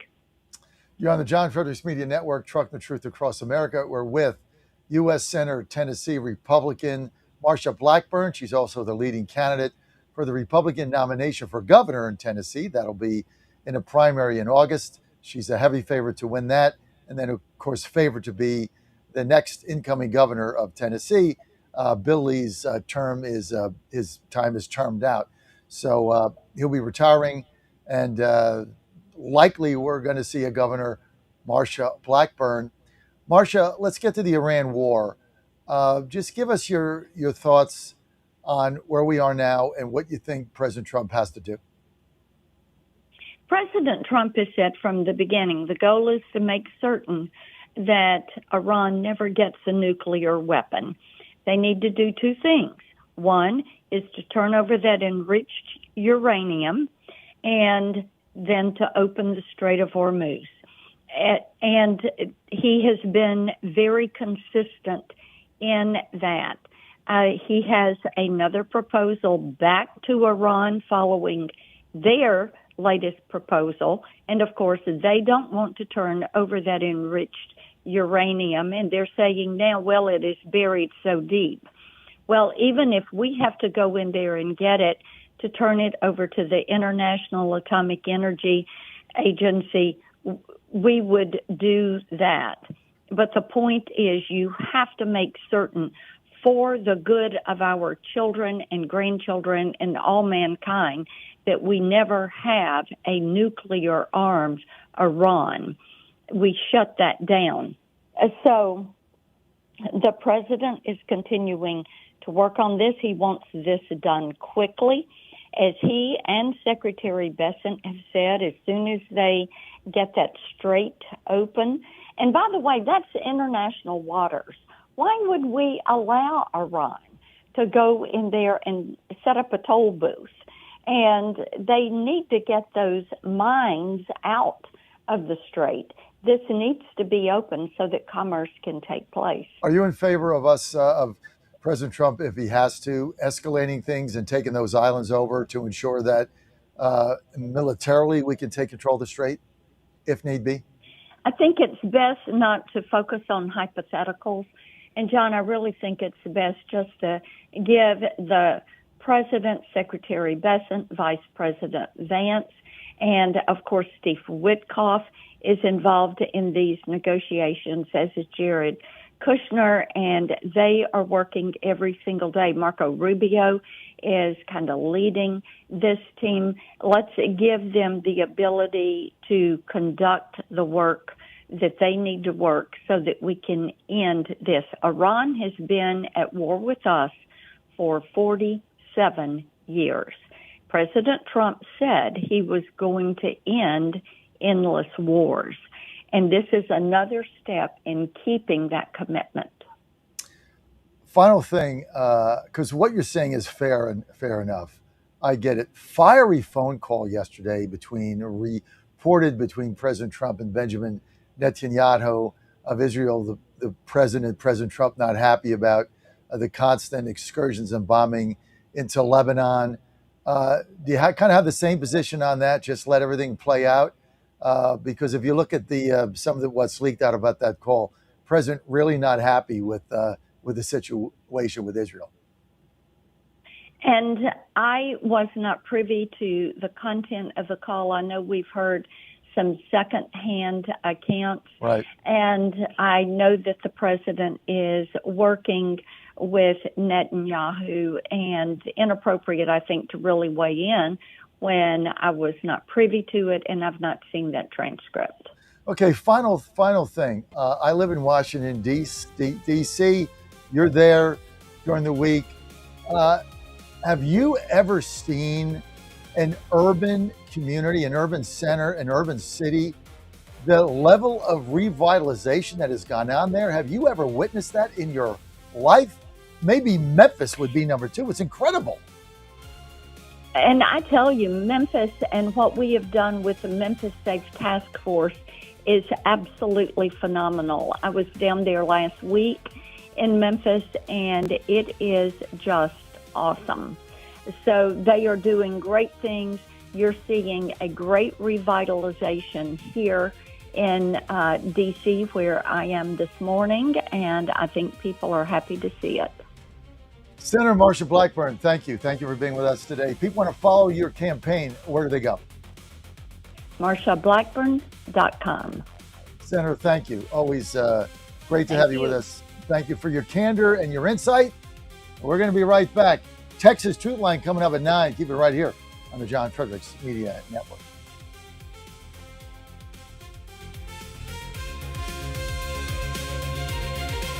WJFN, W224EB, 92.7 FM Chester, W299D, Well, you want to 107.7 Bon Air, 100.5 FM Goochland, and WJFB Portsmouth, AM 1650.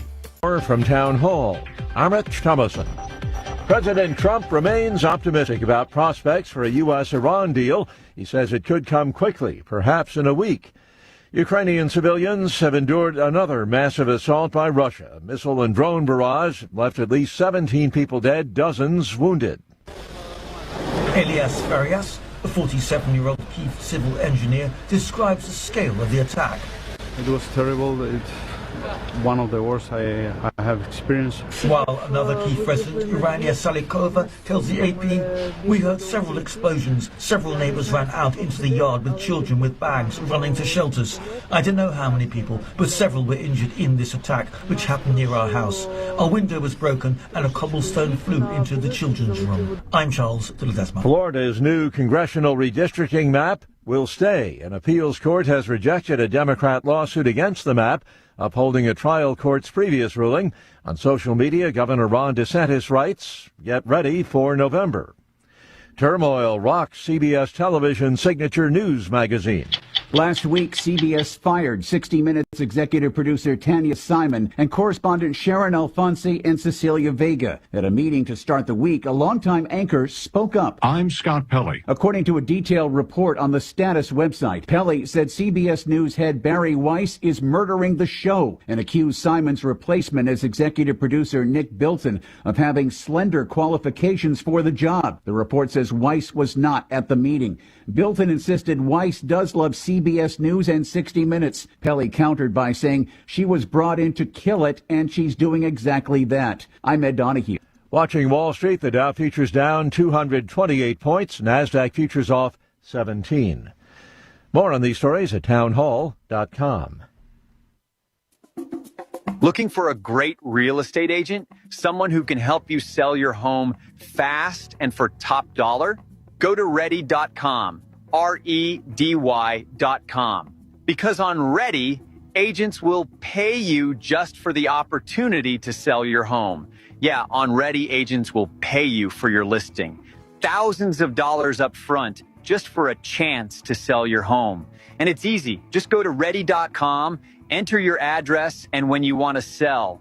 In just 48 hours, the best local agents are competing on Ready to be your agent with cash offers up front just to win your business. Hey, your listing is valuable. Don't give it away. Make those agents earn it. Get paid to pick your real estate agent. Go to ready.com or call 800-885-REDY. 800-885-READY. Rescuers in Laos have turned to tech as they try to reach a couple of villagers thought to be trapped in a flooded cave. Their exact whereabouts, a mystery. The Laos Rescue Volunteer for People group has posted on its Facebook page that heavy rain caused massive amounts of water to flow down into the cave area, forcing them to suspend operations. Now, Ken Kajbong Kawan, head of the Thai group Meta Tam Rescue Kalasin, says the team and I have used a radar scanner and satellite images and many other things as a basis for our navigation of the mountain to look for the cave's air shafts that are vertical ventilation that may provide access to where they are trapped.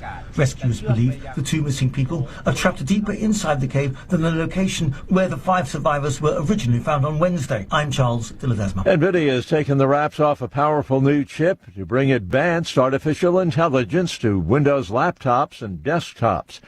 News and analysis, townhall.com.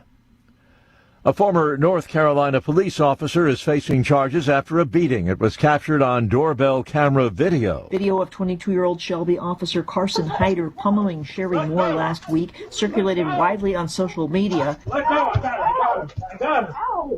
I got her! Hyder was responding to a breaking and entering call when the scuffle began. He has since been fired, and the state's Bureau of Investigation says they've opened an investigation. Moore herself faces a charge for alleged breaking and entering, but resisting arrest and assault on a police officer were dropped. Her attorney told the Associated Press she's recovering and receiving treatment for her mental health. I'm Jennifer King. The Department of War has declared its press office off limits to journalists. Last October, many reporters turned in their access badges over newly imposed limits on their movement inside the Pentagon. The New York Times has sued the War Department twice over the issue. More on these stories at townhall.com. And they're off. This summer, the Thunder returns to Colonial Downs Racetrack. Live thoroughbred racing June 25th through September 7th. Feel the excitement. Hear the roar of the crowd. Experience Virginia's premier horse racing destination every Thursday through Sunday all summer long. Bring the whole family for Family Fun Sundays, packed with activities for all ages. Parking? Free. General admission? Free. Memories? Priceless. Make Colonial Downs Racetrack your new summer fun time tradition. Get tickets and race day info now at colonialdowns.com. Now more than ever, it's imperative to support companies that share our conservative values. That's why I can't be more excited to tell you that I've switched my family to Patriot Mobile. Patriot Mobile is America's only Christian conservative wireless provider. When you switch to Patriot Mobile, you shift your support away from the leftist, woke, progressive agendas of Big Mobile. Patriot Mobile's wireless service works perfectly and seamlessly as you go about your lives with exceptional nationwide coverage that uses the same towers the main carriers use. Patriot Mobile donates a portion of every dollar earned to causes you care about, to organizations that fight for religious freedom, First and Second Amendments, sanctity of life, and the needs of veterans and first responders. Patriot Mobile has plans to fit any budget, along with great discounts for our veterans and first responder heroes, as well as multi-line users. Switching is easy. Just go to patriotmobile.com/Godzilla or call their U.S.-based customer service team, 972-PATRIOT. That's 972-728-7468. Use offer code Godzilla for free activation. Washington is wasting $500 million every year on a federal supervision system that doesn't work. Probation officers are overwhelmed. Resources are going to people who pose zero threat, while actual dangerous individuals slip through the cracks. The Safer Supervision Act stops the waste and refocuses every dollar on protecting families from harm. President Trump's own pollster found about 80% of Trump voters want this fixed. It's time for Congress to get this done. Stop the waste. Protect our communities. Visit safersupervision.com. Paid for by the Reform Action Fund. Trouble concentrating or recalling information is frustrating, embarrassing, and kills productivity. Nutrition company Healthy Cell created Focus and Recall to boost your brain power. Unlike other supplements that don't work, Focus and Recall is not a pill. It's a gel you swallow with ultra absorption of science-backed ingredients to help you immediately sharpen focus, concentrate longer, and strengthen recall. Go to healthycell.com and use code GODZILLA for 20% off your first order. Risk-free. Love it or your money back. Guaranteed. Healthycell.com. Code GODZILLA. Bad decisions limit future options. Make enough bad decisions and you will destroy your life. Listen to The Flatline with your host, Rick Hughes, every Sunday morning on the John Fredericks Radio Network. The Flatline describes a main line of resistance in your soul, built on God's Word. Join us every Sunday morning for 30 minutes of inspiration, motivation, and education, all without manipulation. That's The Flatline with Rick Hughes, heard here every Sunday at 8:30 a.m. on the John Fredericks Radio Network. And later on, at summer's close, the crack of bats where heroes rose, we cheered at games beneath the sky, remembering those who sacrificed. Oh, liberty, land of the brave and true, blessed by God in all we do, from golden shores to mountains grand, the greatest blessing in this land. We raise our voices clear and bold, a story that will not grow old.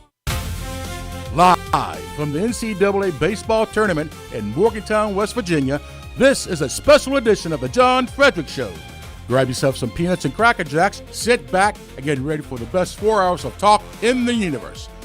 To be part of the show, just call our toll-free number, 888-480-5646.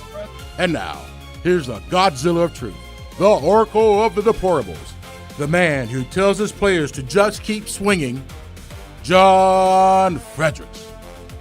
Well, you got him. Great to be here. Jenny Beth Martin coming up. We're live in Morgantown. That's right, baby. Morgantown, West Virginia. You know the scene here. Everything is rocking and rolling. Great to be with you. The Mountaineers, well, they're going to be hosting a super region. We'll be back here next week starting on Thursday. Come back on Thursday night, go home tonight, come right back, and then they're going to Omaha because there's no way Cal Poly comes in here and wins 2 out of 3. There is zero times zero chance. So this team is going to Omaha. You can follow everything. Go to WVSportsNation.com, WVSportsNation.com, and we're rocking and we're rolling. This segment brought to you by Mountaineer Healthcare, my good friend Barry Draper. This guy's got it figured out. Mountaineer Healthcare from the Smart Health Company of Barry Draper. Well, they're helping families, individuals, and businesses like you get quality healthcare coverage without getting destroyed financially. You know how hard this is? Now, you get complete and comprehensive coverage, including, check this out, hospitalization, boom, surgery, and critical illness protection. You also get access to a nationwide PPO network and low $15 doctor visit copays. Need quick care? Unlimited free telemedicine included. Boom. Well, you need to get a prescription covered? No problemo.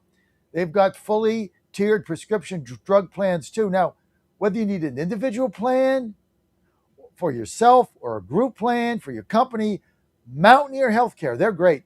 They have flexible options designed to save you some serious money. And here's the kickerino. Rates can be 30 to 40% lower than unsubsidized marketplace plans. Sorry, I don't know what Larry's doing there, but he made me laugh. Unsubsidized marketplace plans, you got it going on. All you got to do is give them a call, 833-752-6742, 833-752-6742. Let me say that again, 833-752-6742, or you can visit MountaineerHealthPlan.com. MountaineerHealthPlan.com. Do it today. Mountaineer Healthcare and the Smart Health Company. Smart coverage, real savings and peace of mind. Truth, clarity, real healthcare savings. And we thank them for being a sponsor of our show and for offering our listeners a real good alternative. Okay, Jenny Beth. Yes, it was Larry.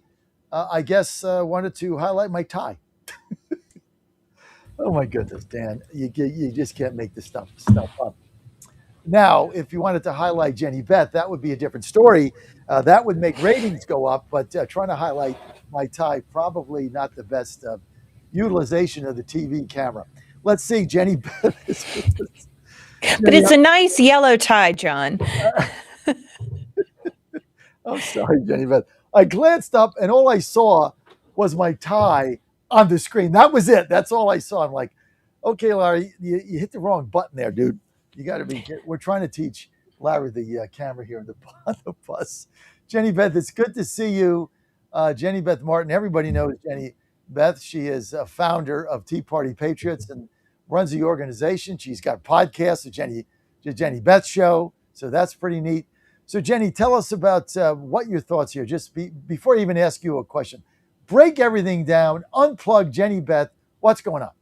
Well, I just returned from Maine with Scott Pressler, where we were working on the Save America Act. He and I have been to South Dakota, Arizona, Alaska, and Maine, and we'll be in Nevada pretty soon. It's probably going to be July before we make it there, but we're headed to Nevada, again, working on the Save America Act and working to save America more broadly. So specifically with the act, and then also making sure that we plug activists in, get them more activated, and are making sure that they are equipped as we head into the fall.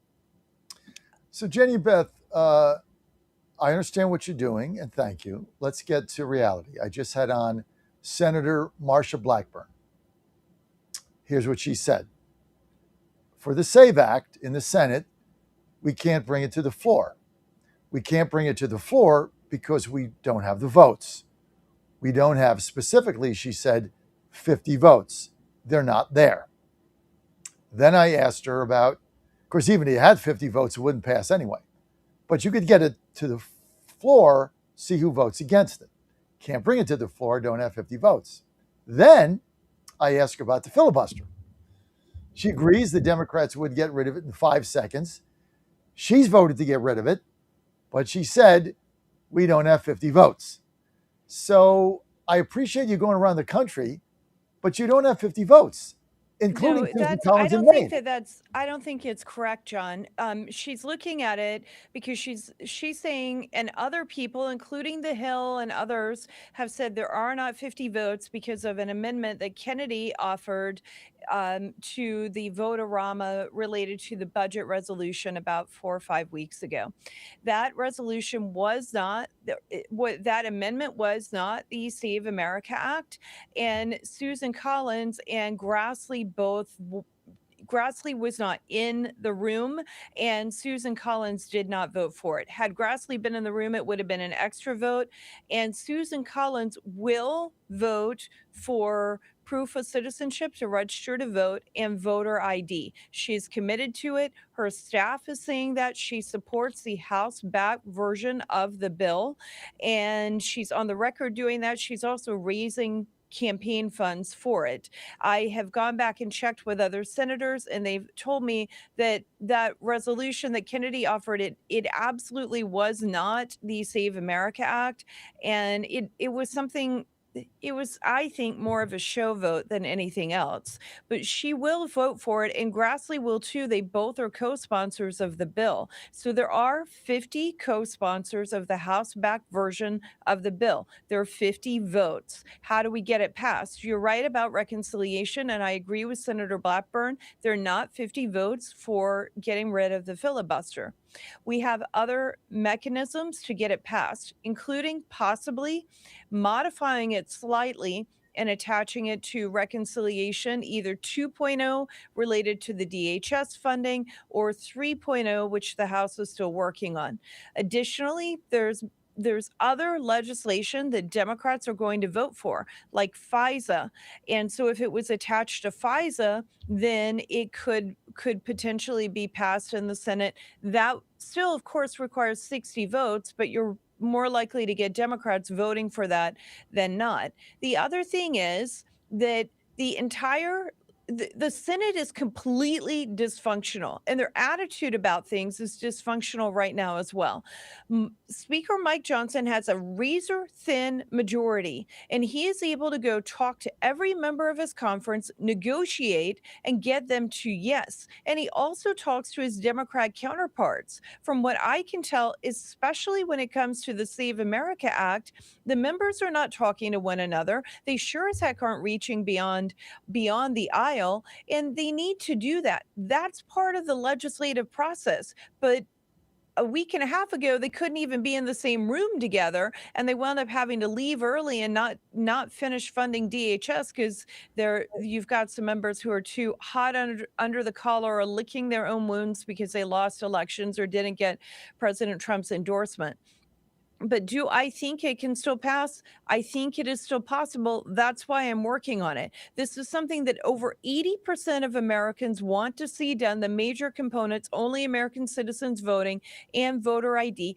56% of Americans want the Senate to keep working on it before elections this year. And I'm going to do what I can to help the supermajority of Americans who want to see this passed into law. And I continue to have those conversations with senators, and I'm doing all that I can. We're looking at modifications. Senator Thune told me if I had new legislative language, he'd take a look at that. So I've been working with a few people trying to get that to him, but we're not giving up. I refuse to just give up. President Trump was shot, and he got up and he said, fight, fight, fight. He didn't let that stop him. I'm not going to let these senators who seem not to have a spine stop me from continuing to try to get them to have a spine. Jenny Beth Martin with us, founder, Tea Party Patriots. Jenny Beth, love the fight in you. That's kind of the attitude we have on our show every day. So let me ask you this. You're pretty convinced that Susan Collins would be the 50th vote here. You said she co-sponsored this bill, but it seemed like, according to Senator Blackburn, that Collins would be more amenable to voting this in a more piecemeal fashion than the actual SAVE Act itself. Is that what your position is? Voted in a piecemeal fashion, put part of it in reconciliation and part in FISA. I don't think anyone who wants to see only American citizens voting and voter ID care which mechanism it takes to get those goals accomplished.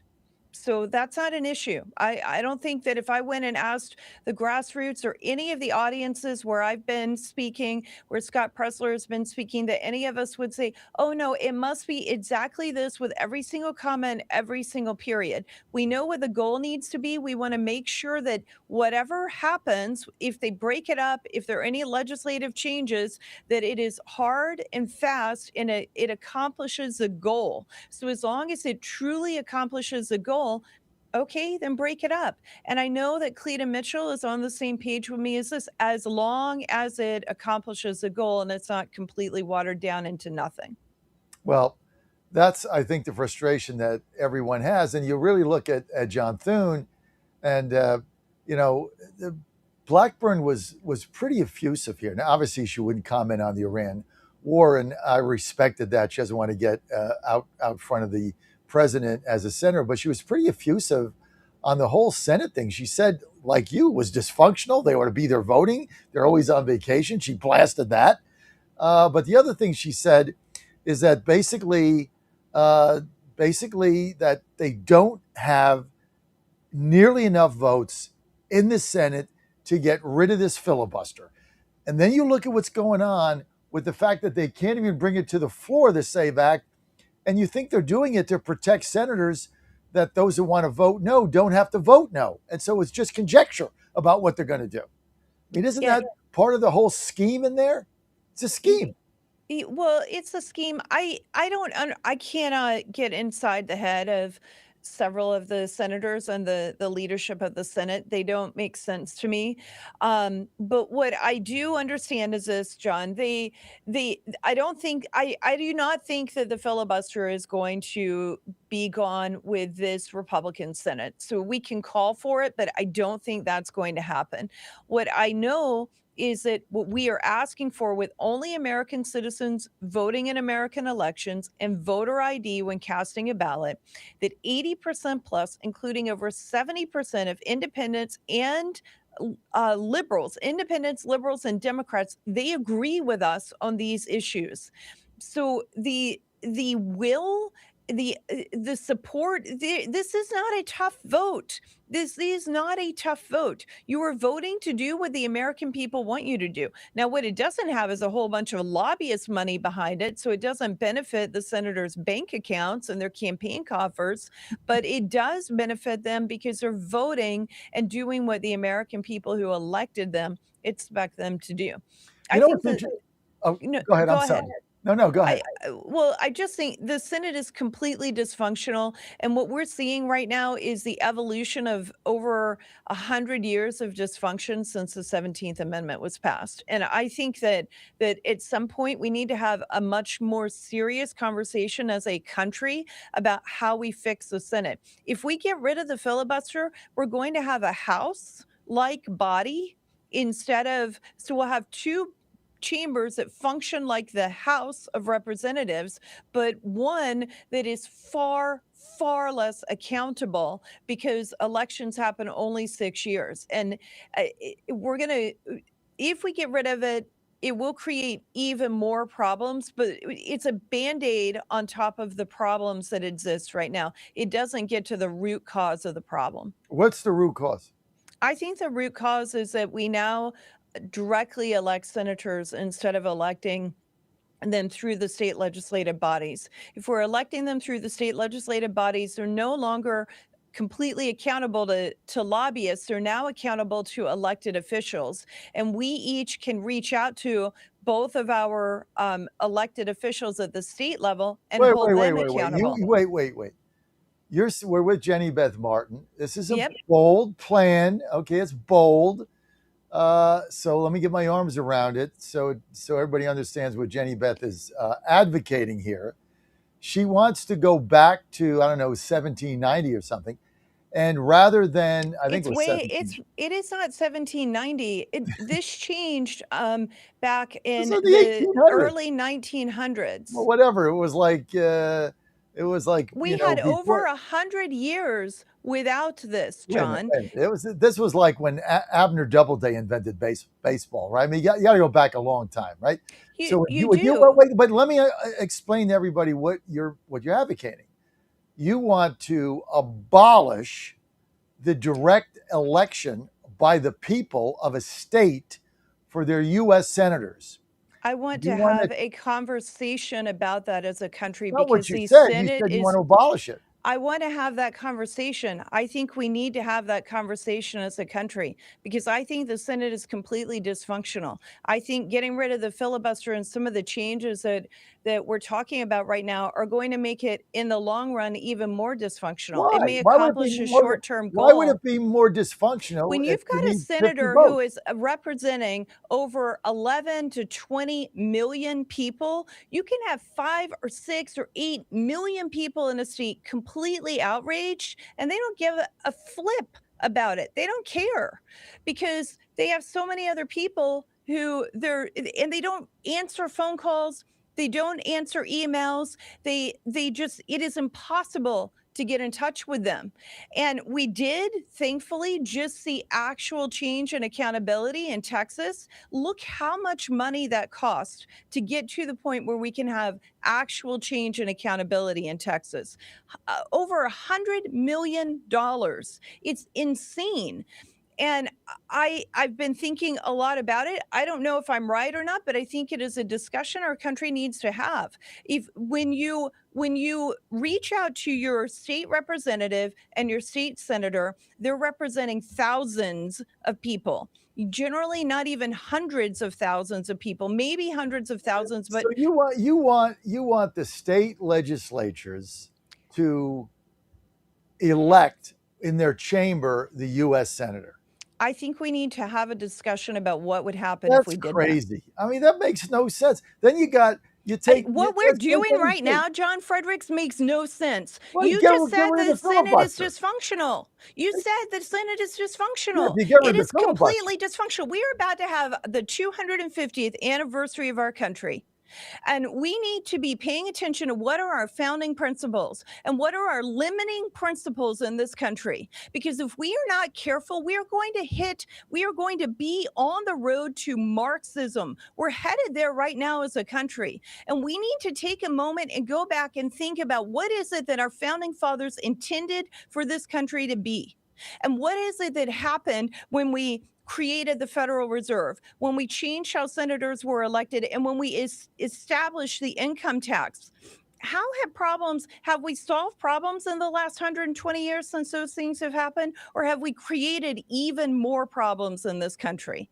And perhaps we need to take a moment back and get off of TikTok and get off of social media and have some serious discussions about how we're going to solve what's going on in this country. Because thank heavens we've got President Trump right now. He is a fearless fighter who wants to make America great. But not every president is that way. And heaven knows when we look at the United States Senate, the vast supermajority, 90% of the senators are not that way either. And we've got to figure out, how are we going to fix this? Or are we just going to go on a slow slope or a fast decline to socialism? And I think we need to be having these kind of conversations. I mean, not for a conversation, but your solution's insane. You want to go back to a state legislature electing Why a is U.S. it insane? It's Our insane country because then did you've this got- over let's take any 100 state. years. Take any. That's why we got rid of it, because it didn't make any sense. No, take we got rid any of it state- because we had a progressive president who wanted to weaken the Senate. You And want to take the direct vote out of people's hands and give it to state house members. Can you imagine every deal that's cut if somebody's like wants to get elected in the Senate, in the U.S. Senate, and they got, let's say, 100 legislators in the House and Senate? I mean, and they got 48 votes. The deals are going to have do to I cut think that with everybody. Are you kidding me? We've got all those kind of things happening in back rooms right now, with money flowing around from lobbyists that we can't hold accountable. Well, you're going to get the same. You're going to get the same lobbyist money in the state house. It's not going to stop the lobbyist money. If it happens in the state house, at least we have the mechanism to remove the state No, legislators from office. All that's going to do is then, if you're a senator and you've got people that are going to vote against you the next time, you're going to raise the same money from the same lobbyist to knock those state representatives out, which is easier to do because they don't represent that many people. You can spend $100,000 knocking $100 million knocking 5 of them out. Perhaps you can. That's insane. Perhaps you can, John. Insane. Perhaps you can, which argument. is why I'm saying we need to have a discussion about it. I'm telling you right now, we're looking at Band-Aids. We're not looking at root causes of the problem. That is the point that I'm saying. My solution may not be the right solution. All that I'm saying is we need to have more serious discussions in this country, because we're looking at Band-Aids and we are not trying to fix the real problems in this country. And I think that President Trump absolutely is trying to fix the real problems, but the United States Senate is not trying to fix the problems. Leader Thune would be just as happy no matter what he does. He's not even a leader. He's just not even a leader. On that we can agree with. Absolutely. He's not a leader. And look, I think the answer is getting rid of this filibuster, because right now they're all hiding behind mommy's apron. That's what they're hiding behind her dress. They don't want to vote. Like Blackburn today, she's just being candid. We don't even have the votes to bring this to the floor because they don't want to vote on it. They have the votes to bring it to the floor because they already brought it to the floor. It never got has voted been on on. the floor. It never got voted on. No, they didn't have the votes to close the debate. They brought it to the floor. They don't have the votes to close the debate because of the filibuster, but they also don't have the votes to close the debate because they're using the zombie filibuster rather than an actual talking filibuster. If they were using the talking filibuster, then we would be in a different situation. But they're not. So Well, attach it to other legislation. We Attach agree. it to other legislation. We agree on that. On that, we can agree that John Thune's a disaster. Couldn't lead his way out of a paper bag. We agree that the filibuster has got to go. The zombie filibuster is a joke. And we agree that this stuff should be, well, a vote on the SAVE Act should have been taken. I don't care if we get 45 votes. I don't care if we get 40 votes. I want to know the 10 senators voted no on our side, or 6 or 4 or 3. I want to know who they are. And it's all now. I think if they had a vote on the House BAT version, we'd have 50 votes, at least. That's what I'm saying. Go bring it to the floor and have a vote. But look, I appreciate your boldness in trying to think outside the box. I'm not enthusiastic about your I'm first. just saying a conversation, John. Just a I love that. conversation. Well, we had a good conversation. We don't agree. Still a conversation. Well, I'm not saying that I'm even right. I'm just saying we need to be thinking outside the box. I It's think we can agree on that. Good to have a good conversation. And as I often say to my lovely wife, Ann, who you know what? We can agree to disagree and still love each other. It's all good. Jenny Beth, thanks for being with us. And I love you too. And we'll see each other soon. People want to follow you, Jenny Beth. Where do they go? Well, I love you too, John. And they can go to Jenny Beth M on social media and teapartypatriots.org. All right. We'll see you then. Texas Truth Line coming up at 9 o'clock. Keep it right here. Individual comfort supports to help relieve your pressure points. And how about our 3-inch Hybrid Plus mattress topper? It's infused with copper and silver to help your body get the restorative sleep it needs. And our MyPillow and Case Coil mattresses, I personally helped develop these mattresses to make sure they have everything needed to give us great sleep. Plus, they're made right here in the USA, and they ship right to your front door absolutely free. Go to mypillow.com or call 800-854-0504 and use promo code Godzilla to get MyPillow mattresses and toppers for as low as $99.98 and free shipping. Now more than ever, it's imperative to support companies that share our conservative values. That's why I can't be more excited to tell you that I've switched my family to Patriot Mobile. Patriot Mobile is America's only Christian conservative wireless provider. When you switch to Patriot Mobile, you shift your support away from the leftist, woke, progressive agendas of Big Mobile. Patriot Mobile's wireless service works perfectly and seamlessly as you go about your lives with exceptional nationwide coverage that uses the same towers the main carriers use. Patriot Mobile donates a portion of every dollar earned to causes you care about, to organizations that fight for religious freedom, First and Second Amendments, sanctity of life, and the needs of veterans and first responders. Patriot Mobile has plans to fit any budget, along with great discounts for our veterans and first responder heroes, as well as multi-line users. Switching is easy. Just go to patriotmobile.com/Godzilla or call their U.S.-based customer service team, 972-PATRIOT. That's 972-728-7468. Use offer code Godzilla for free activation.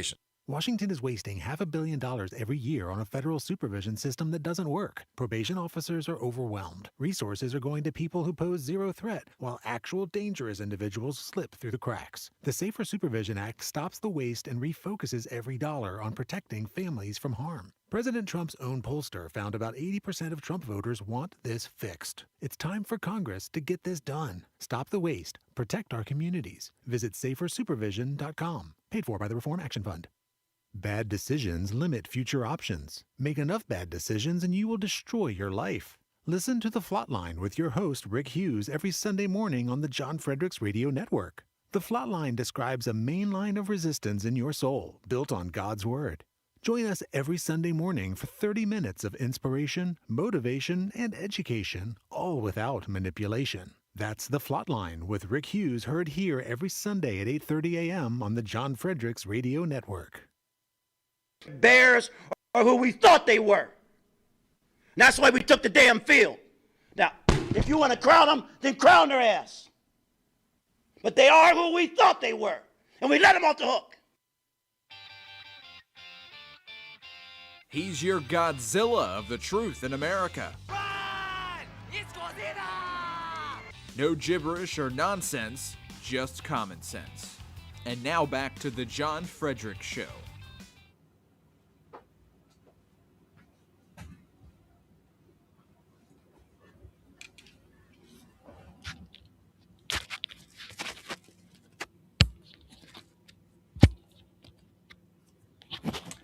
Well, we're back. Interesting argument by Jenny Beth. I don't agree with it, but it's an interesting argument. I mean, I'm never for taking votes out of the hands of people to determine your destiny. Last thing I would want to do is turn U.S. senators over to a state senate, a state house and senate. It's the last thing I'd want to do. But it's an interesting thought, and I appreciate her passion for doing it. I'm more focused on the reality of what needs to get done. You're not going to get rid of the federal income tax. You're not going to change the way you elect senator. None of this is going to happen. And so it's interesting fodder. But quite frankly, folks, I'm very focused on what's at hand in November. I want to keep the House. I want to keep the Senate. There'll be a new makeup in the Senate. Senators should be running on getting rid of the filibuster, so they're held accountable for that. And that's what we should be focused on. And I guess I'm a little more optimistic than Jenny Beth, and I'll tell you why. I'm more optimistic because I believe we're going to keep the House.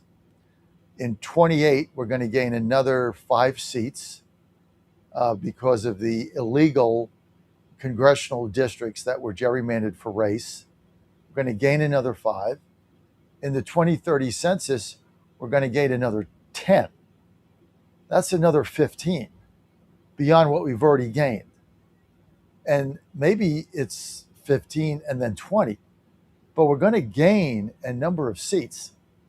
And so this structure is going to be such that we're going to have a MAGA Republican House of Representatives in perpetuity in our lifetime. This is not going away. That's what we're going to have. And so, talk about, electing senators through state legislatures. I mean, come on. It's like, I want people to vote just like we voted in Texas. And her argument was, well, it took $100 million. Well, okay. So what? It took $100 million. So what? We got Cornyn out. We put Paxton in. Paxton is going to win.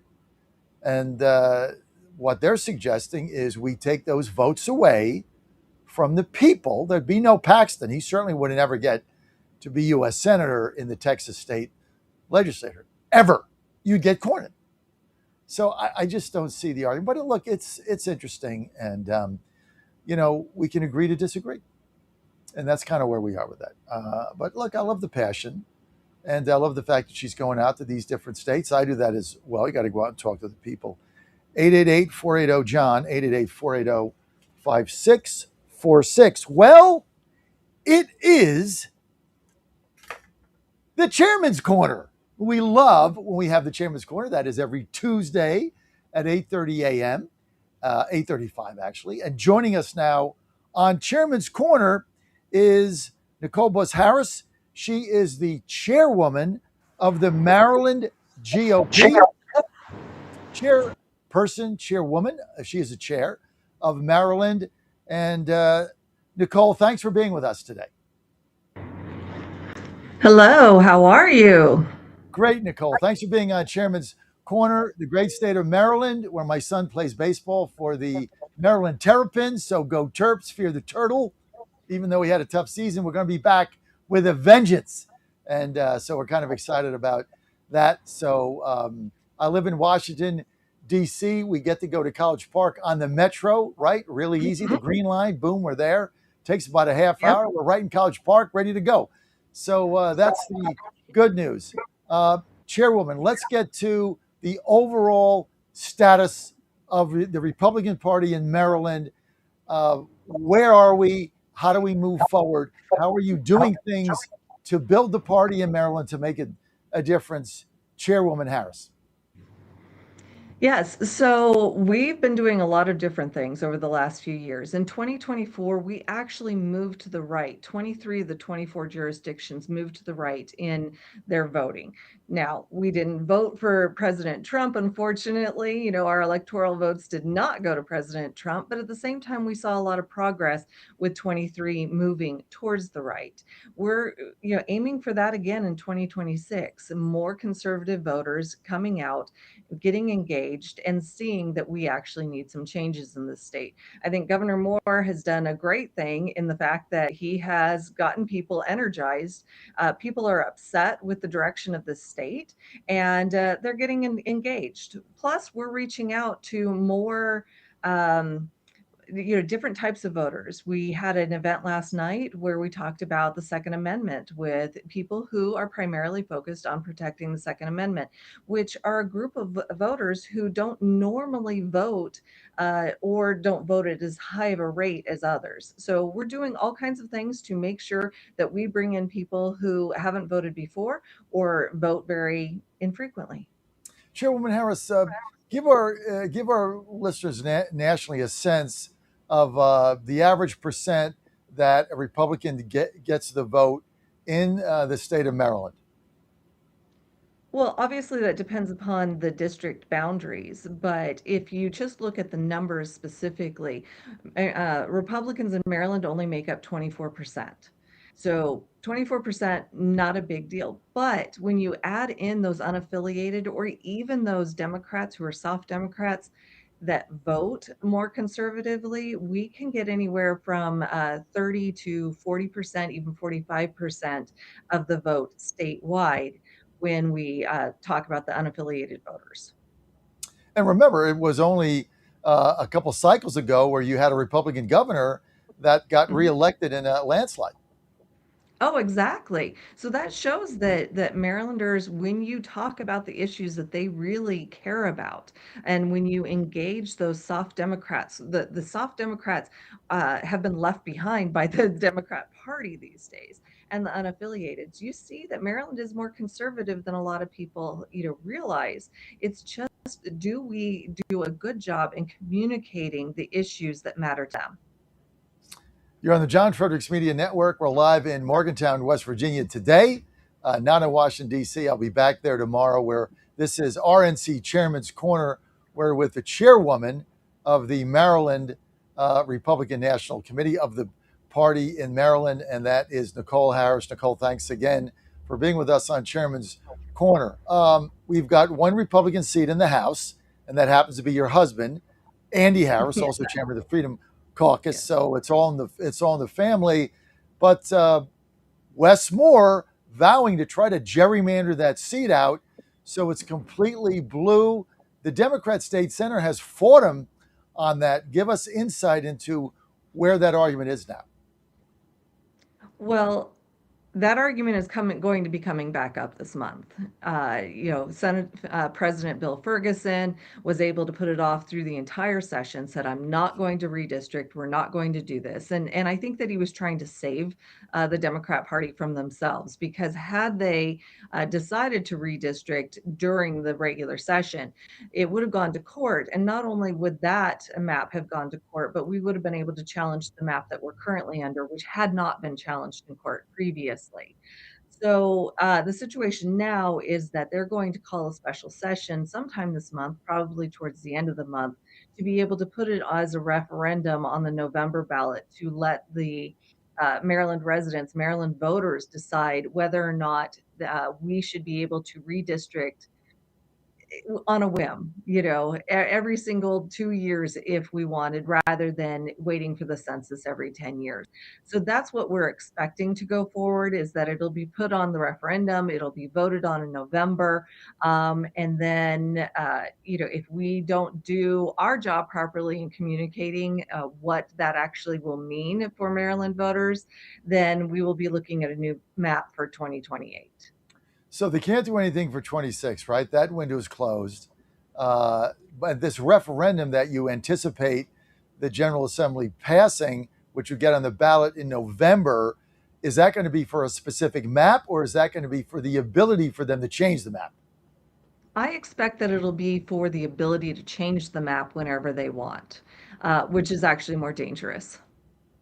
All right, Nicole Harris. Let's get to another topic here that's affecting Maryland, all of us, especially when you live in Washington D.C.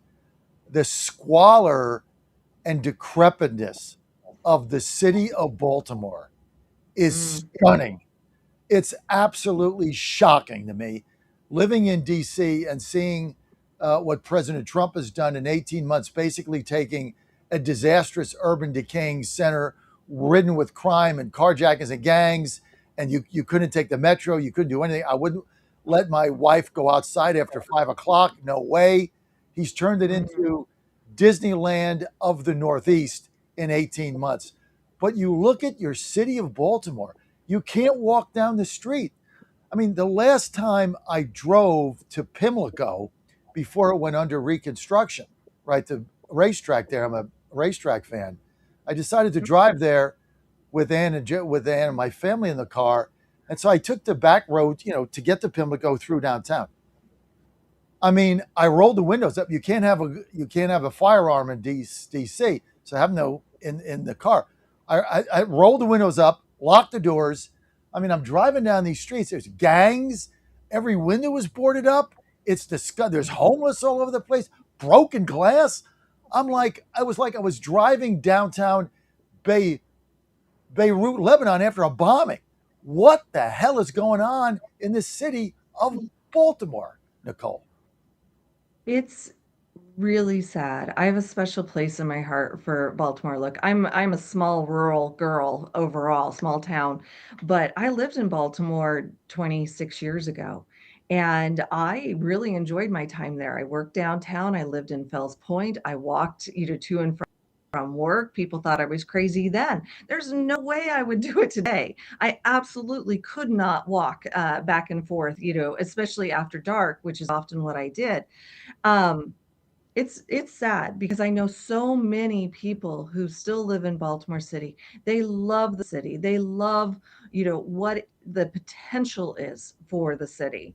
We have got to restore the rule of law. We have got to support the Baltimore City Police Department, and that means that there needs to be some changes made there as well. We need to get more officers. We need to restore the rules and regulations within the Baltimore City Police Department, in addition to everything else. The fact is that people just don't respect the Baltimore City Police Department. They don't respect MSP. It doesn't matter what law enforcement agency goes into the city right now. The way that people are who are causing the problems in Baltimore City, they don't respect the rule of law whatsoever, nor those who are going to uphold it. So we need a drastic shift. We need a shift in the schooling.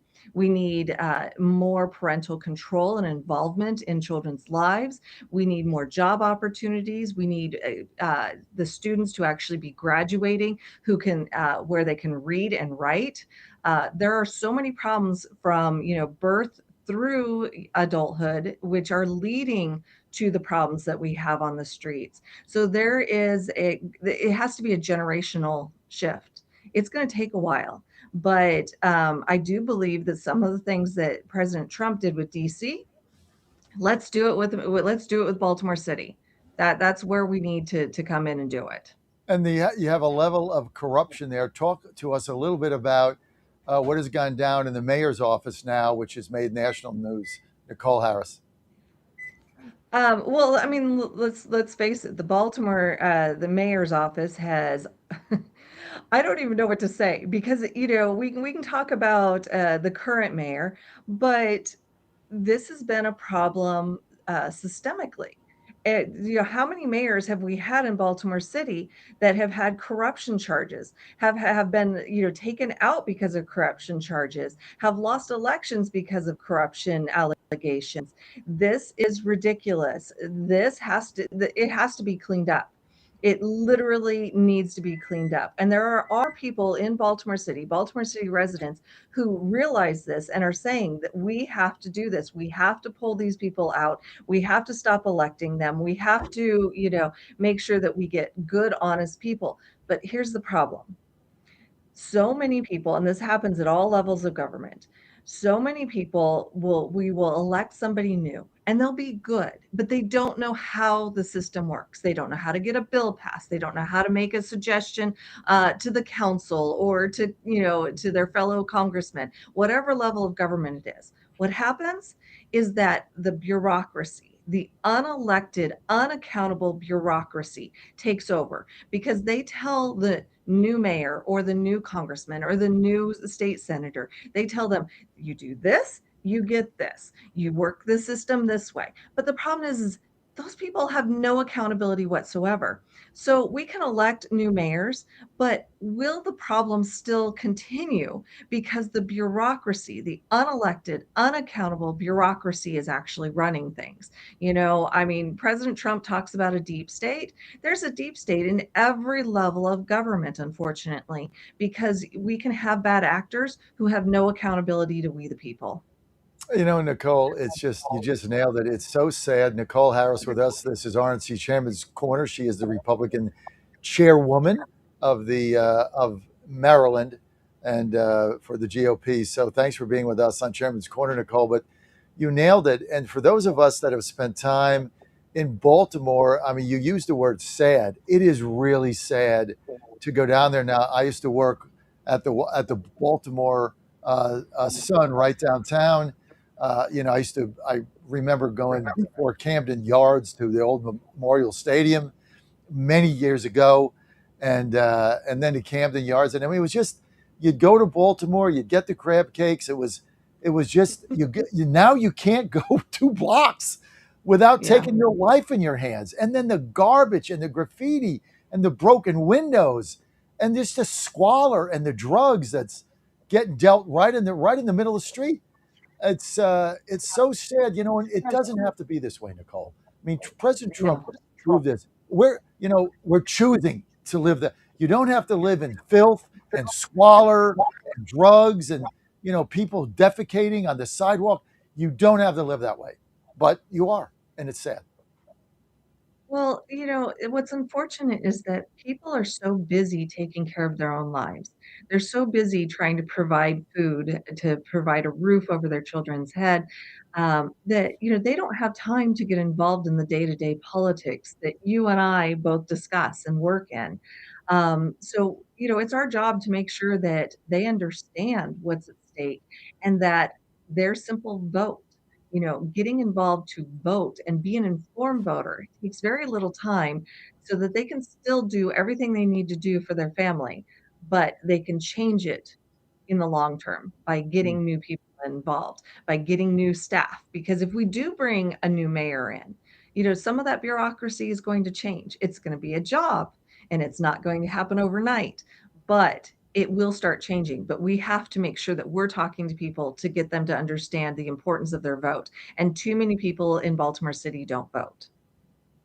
Well, you got to get them out to vote. You got to take it right to them. We need somebody like, I'm running for Ward 2 chairman in Washington, D.C. I'm on the June 16th primary. You're out there talking to people every day, and it's amazing if you just present your message in a coherent manner to Democrats that live in this city. They don't want to live under the conditions that the Democrats have provided them with. They want the change. You just got to go and talk to them. And I think people are starting to figure that out. Okay, I want to get to Western Maryland, beautiful country, by the way. Some of the most, you drive through the mountains to get to, from D.C. to get to Morgantown, where I am now. I get to go through on 68 through Cumberland, go through the mountains, gorgeous. But we got a state senator in West Virginia, where I own a bunch of radio stations, Chris Rose, who wants to annex counties in Western Maryland into West Virginia, and he's got traction with some of the county leaders. What is your position on that? Can they take the Eastern Shore as well?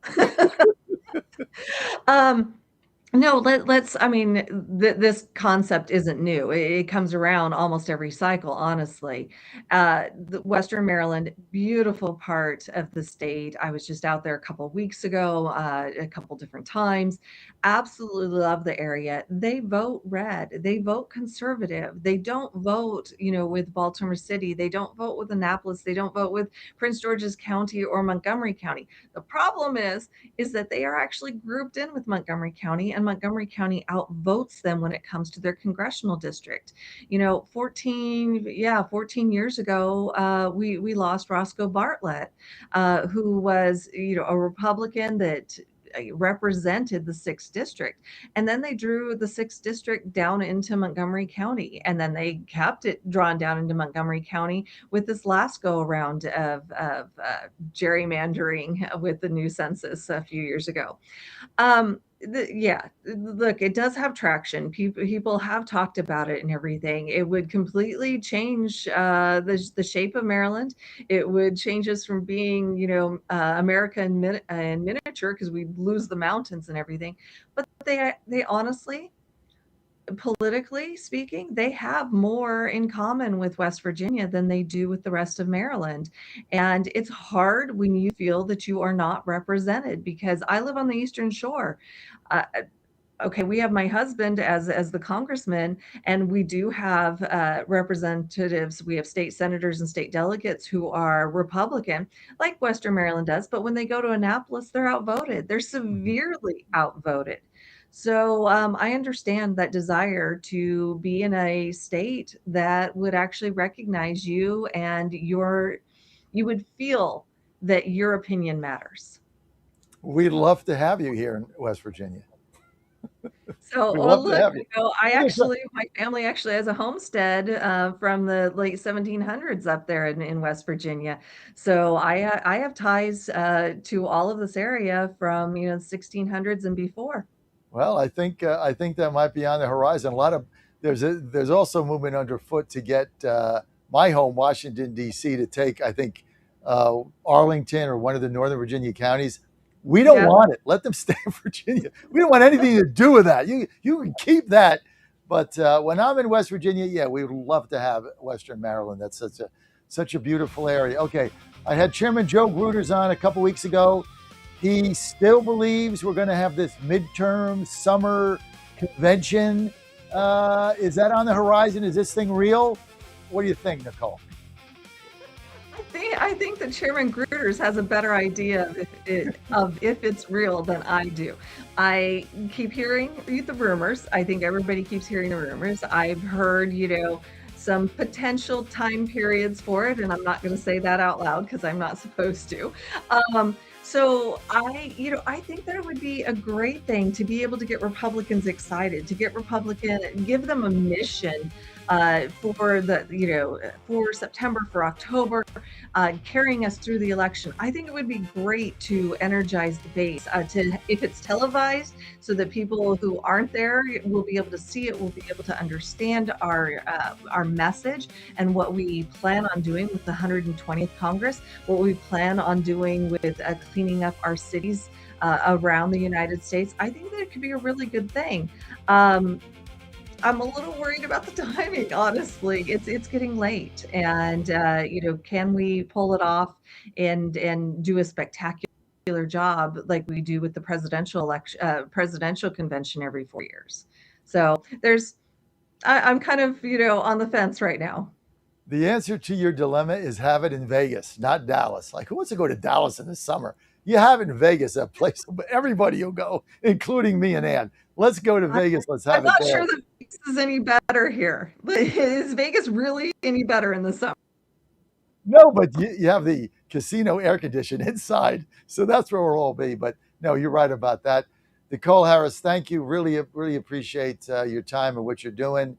And the fact that they're trying to gerrymander your husband, Andy Harris, chairman of the Freedom Caucus, trying to gerrymander him out. Unbelievable. But this is what the Democrats have done up there forever. This is why we have to react to it in these other southern states. But great to have you with us. Sorry the Orioles can't win a game. I don't know what that is wrong with the Orioles. Something's wrong. They got Alonso. something's wrong. Maybe it's ownership. I don't know what it is, but they just can't win. Terrible situation. I still think of them as a contender, but they're just playing awful. On paper, they're great. They just don't win. I don't know what's going on, but that's for another day. Be early, but let's just put it this way. If the Orioles can't win, if the referendum ends up coming to fruition and passes in November, what's going to happen is that the Republicans will not win. It's not about gerrymandering my husband out of his seat, because it's not his seat. It's the seat that belongs to the people. But if they gerrymander the rest of the map because they get this referendum, we're going to be facing things like Massachusetts with no Republican representation. And for how many years, we don't know. So, help us stop that in November. Got to get out and vote and understand how bad that referendum is. Nicole Harris, I want to give a shout out to your executive director, Ashley. She's been great to work with, and great hire, great lady, fantastic. Gets back to me instantaneously, calls me back. Actually, when I can get, I don't know how old she is, but if I can get Zoomers to return a phone call, I'm so excited. It's like talk on the phone. Your job will be better. Your life will be better. Your career will go better. I get the text thing, but when she returns calls. She actually calls you up, or she answers the phone. It's a beautiful thing. She's fantastic. She's the best. She's absolutely the absolute best. So one thing Obama taught me, he said, I got a phone and a pen.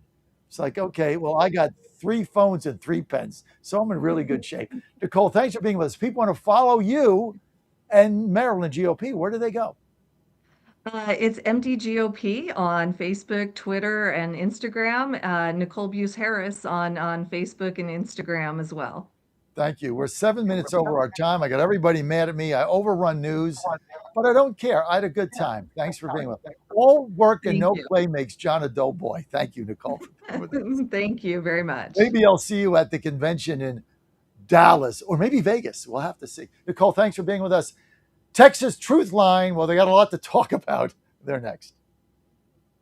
Detention deal with Albania. I'm Charles Dilatesma. Archaeologists are digging beneath Notre Dame Cathedral, exploring as far back as Roman Paris from some 2,000 years ago. It's uncovered hundreds of objects, including a 4th century coin and a medieval jug. News and analysis at townhall.com.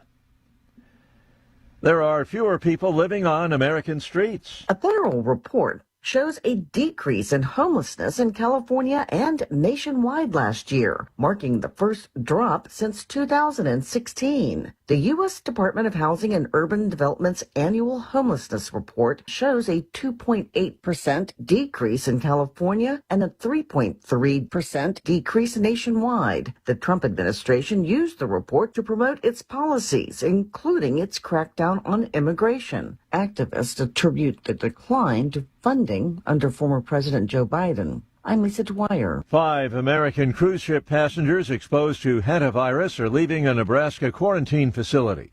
U.S. health officials say they'll complete monitoring at home after remaining symptom-free. They arrived in Nebraska 3 weeks ago following a deadly hantavirus outbreak on a South Atlantic cruise. More on these stories at townhall.com. Now more than ever, it's imperative to support companies that share our conservative values. That's why I can't be more excited to tell you that I've switched my family to Patriot Mobile. Patriot Mobile is America's only Christian conservative wireless provider. When you switch to Patriot Mobile, you shift your support away from the leftist, woke, progressive agendas of Big Mobile. Patriot Mobile's wireless service works perfectly and seamlessly as you go about your lives with exceptional nationwide coverage that uses the same towers the main carriers use. Patriot Mobile donates a portion of every dollar earned to causes you care about, to organizations that fight for religious freedom, First and Second Amendments, sanctity of life, and the needs of veterans and first responders. Patriot Mobile has plans to fit any budget, along with great discounts for our veterans and first responder heroes, as well as multi-line users. Switching is easy. Just go to patriotmobile.com/Godzilla or call their U.S.-based customer service team, 972-PATRIOT. That's 972-728-7468. Use offer code Godzilla for free activation.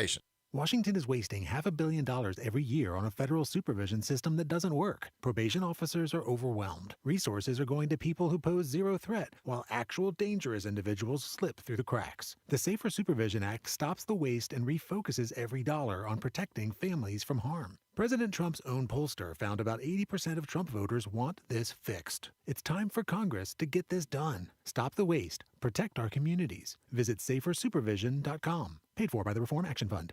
And they're off. This summer, the Thunder returns to Colonial Downs Racetrack. Live thoroughbred racing June 25th through September 7th. Feel the excitement. Hear the roar of the crowd. Experience Virginia's premier horse racing destination every Thursday through Sunday all summer long. Bring the whole family for Family Fun Sundays, packed with activities for all ages. Parking? Free. General admission? Free. Memories? Priceless. Make Colonial Downs Racetrack your new summer fun time tradition. Get tickets and race day info now at colonialdowns.com. The Cats and Cosby Show. It's a common sense recap of the big stories. This meeting with China and President Trump, the stakes couldn't be higher. Listen, China's not our friend. They've been stealing our technology. They've been stealing the AI, responsible for the COVID. We have to be very, very careful about giving stuff to China. Cats and Cosby, 5 Eastern, 4 Central on the John Fredericks Media Network. It's the top news of the day. China wants the oil from Iran. They want to make a deal that's good for them and not piss us off too much. 1775 Coffee is giving away free starter kits. Try the dark or medium roast coffee with longevity blend, an infused blend with anti-aging calcium alpha-ketoglutarate, which has been clinically proven to reduce biological age. When you purchase the first 2 bags, you'll receive a free 1775 starter kit, including a third 16-ounce bag of coffee, a matte black tumbler, a frother, a gold scoop, or a reusable K-cup filter. Just order now at 1775coffee.com/Godzilla and claim your free 1775 starter kit while supplies last.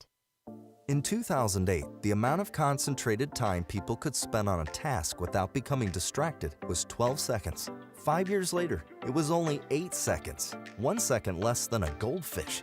If you're often distracted or have trouble recalling information, you're likely to fall behind in the demanding, fast-paced 21st century. In other words, brain performance is more critical now than ever. Boost your brain power with Healthy Cell's Focus Plus Recall.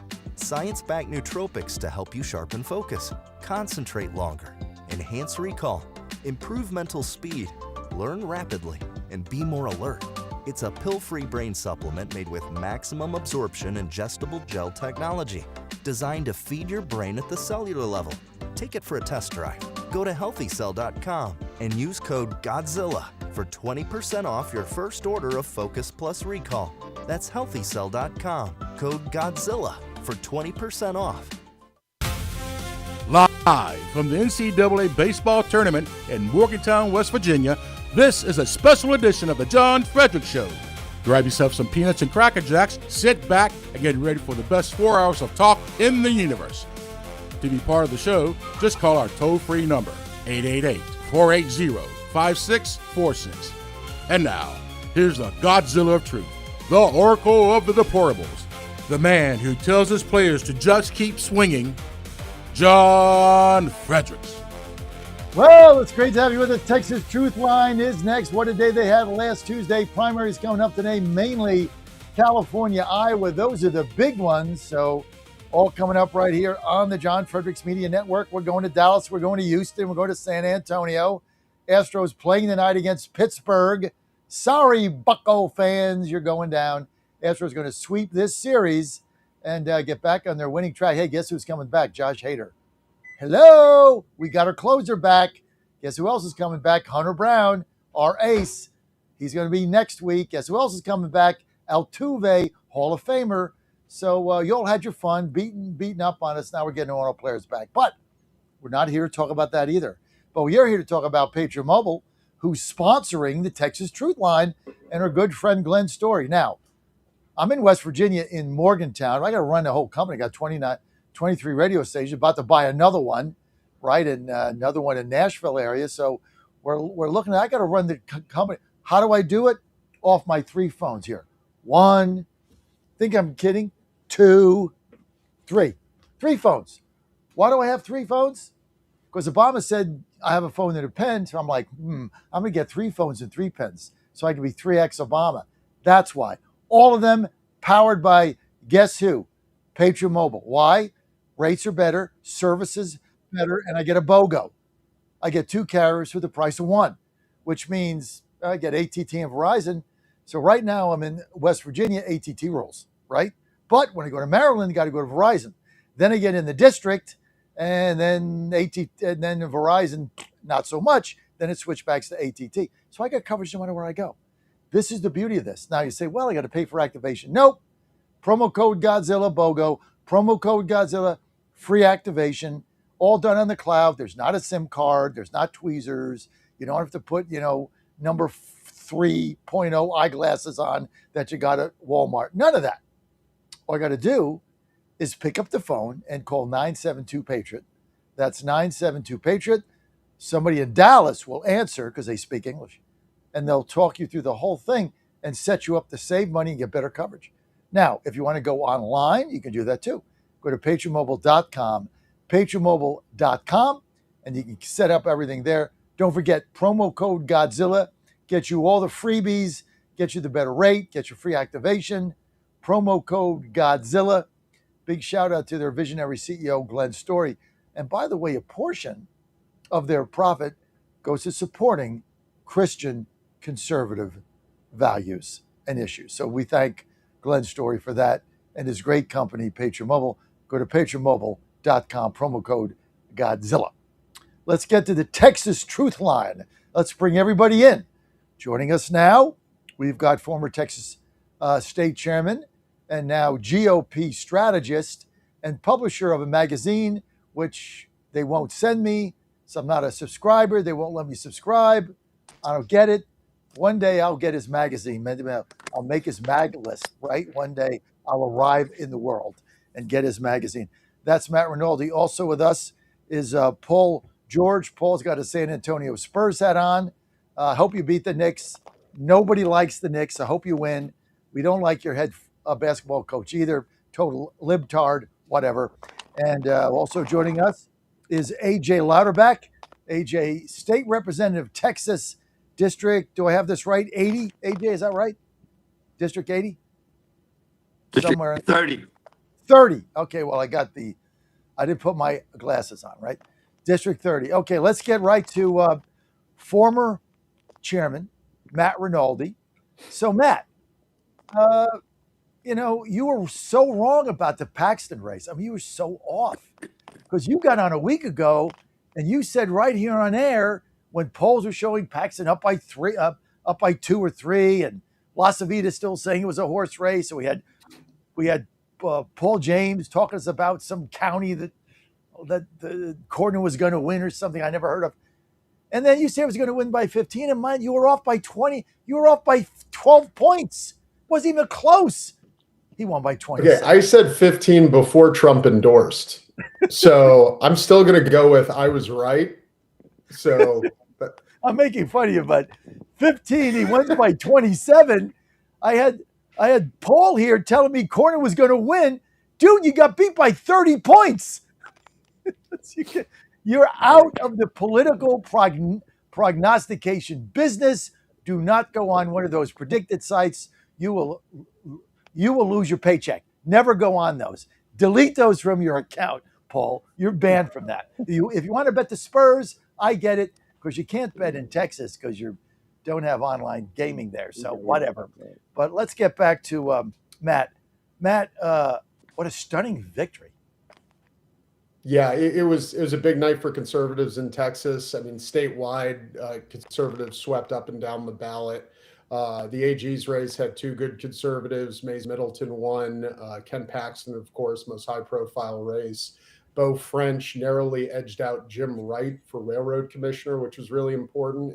That's an oil and gas regulatory agency, and the guy who he beat it's a 3-person agency with a 2-to-1 split. Which now, because of that win, the non-green energy people have control of that board responsible for Texas Oil. So big night overall for conservatives up and down the ballot. So tell us about the Paxton win. The 30-point win is really unbelievable. I mean, he won everything. and there was a pretty big turnout. What does that say? Does this signal a clear shift, Matt Rinaldi, in the Texas Republican Party? Because you got a lot of rhinos, not AJ. You got a lot of rhinos in the state house. You made that deal with the Democrats in order to get the phony speaker. Does this signal a shift? That shift already came, and it was very pronounced the year Representative Louderback got elected. No, this shift's been happening for the last 12 years. Happened slowly. I think last election it became clear. The conservatives control Texas. The conservative grassroots control Texas. So we saw that again this month. Let's get to AJ, Representative Louderback, District 30, Texas State House. Thanks for being with us. This Paxton victory, and then the Beau French victory. A lot of people thought he was way too conservative, way too extreme. He had a lot of different positions on that powerful commission. He was able to win that. What does this say about your party going forward, AJ? Well, it's fantastic. This is a huge victory in so many fronts. I mean, we've got General Paxton taking the Senate. We've got Nate Middleton going to AG, which is important for Texas and criminal justice. Beau French, I endorse. AJ, we're not getting your audio. It's crackling. You probably want to, if you would, we're just going to have you call in by phone so we can get a cleaner audio. And if you have a pen handy, just write this number down. You can just get off the video and just call in so we can get your feed. Just call 888-480-5646, AJ, 888-480-5646, and we'll get you back in by phone. We don't want to miss what you're saying, so we do want to get your clear audio. Paul James, Spurs hat, nice. Hope you guys win. Can't stand the Knicks. Give us a little take on, from your perspective, what happened Tuesday night, Paul James.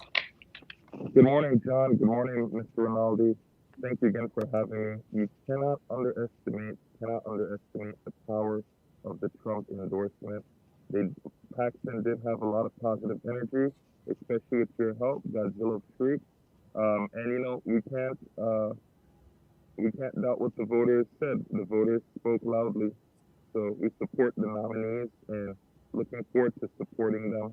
I would say a lot of things that they blamed Cornyn for in the near recency, that really was an indictment against John Thune and his leadership, and they used him as a press release valve, and they used him quite effectively. So hopefully that moves the stay back. Hopefully that gets a lot of other things moving. I'd like to see how John Thune really responds to that with moving legislation and getting off the nominees. But yes, the voters spoke loudly, and we support what the voters say because they know and they speak from their experience on things. Listen, Paul, we're not getting clean audio from you either, so now we're down two. You're going to have to get off screen, and they either come back in or call in. So that basically, until we get this audio fixed, leaves me and Matt. So it's kind of the John and Matt show. Matt, a lot of people now wringing their hands over Texas and saying that, the Texas Senate is in play. We got a fake poll that comes out, shows Taralico up by 3. Everybody's panicking. You're going to lose. Texas is going to turn blue, blah, blah, blah. What is your reaction to that? Yeah, it's not. I mean, I don't think anyone really thinks it is. When you look at the betting markets, even now with that whole news blitz, it's about 2-1 Paxton, as far as odds go of winning the race. So Texas, again, just to recap, no Democrat has won a statewide race in Texas in 32 years, since 1994.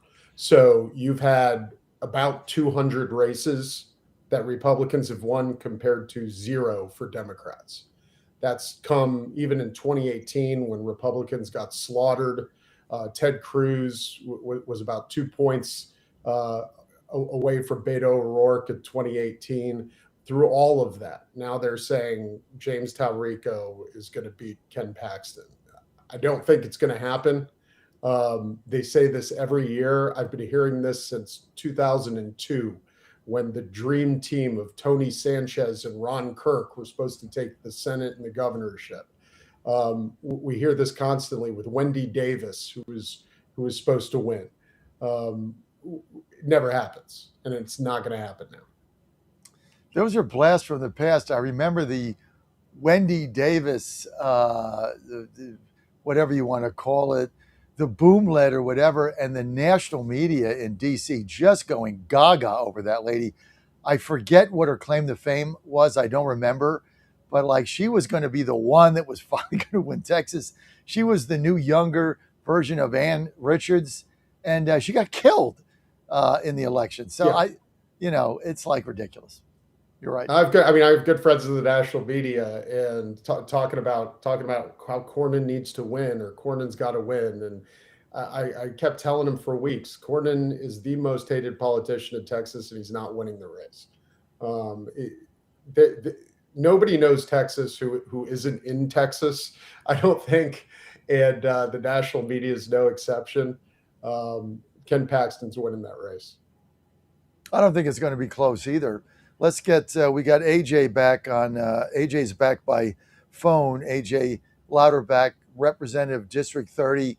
AJ, you were part of this conservative MAGA movement, kind of the backlash out of the House when, the House of Representatives in Texas basically went and collaborated with the Democrats and elected a speaker, a rhino speaker, with the Democrat votes. You were one of the people where they paid for that by winning your seat.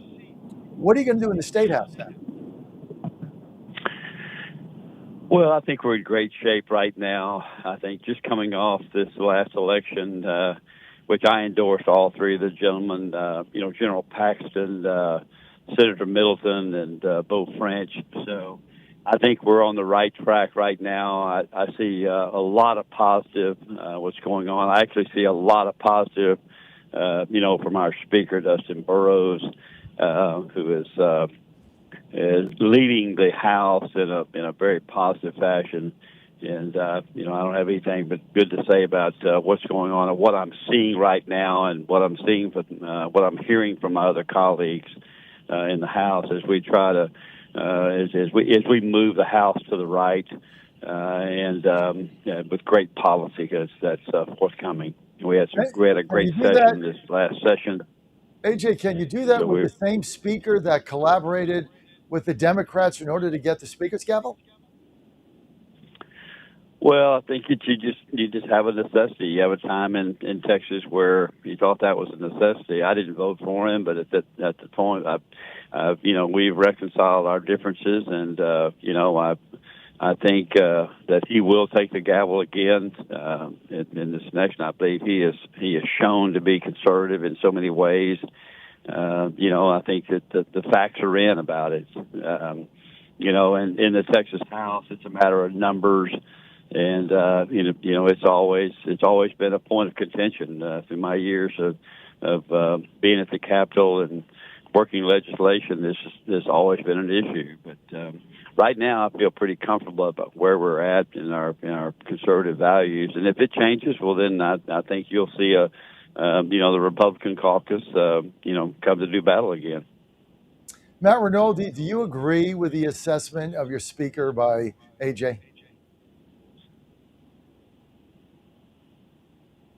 Matt, you there? We lose Matt? Matt lost audio, or did I lose audio, or somebody lost audio? Paul, are you able to hear me? Yeah. Yes, sir. Can you hear me better now? Okay, yeah, we get Matt here, back. I'll say I completely agree with AJ. The new speaker was elected with Democrat support. Since then, has been a marked improvement from the previous.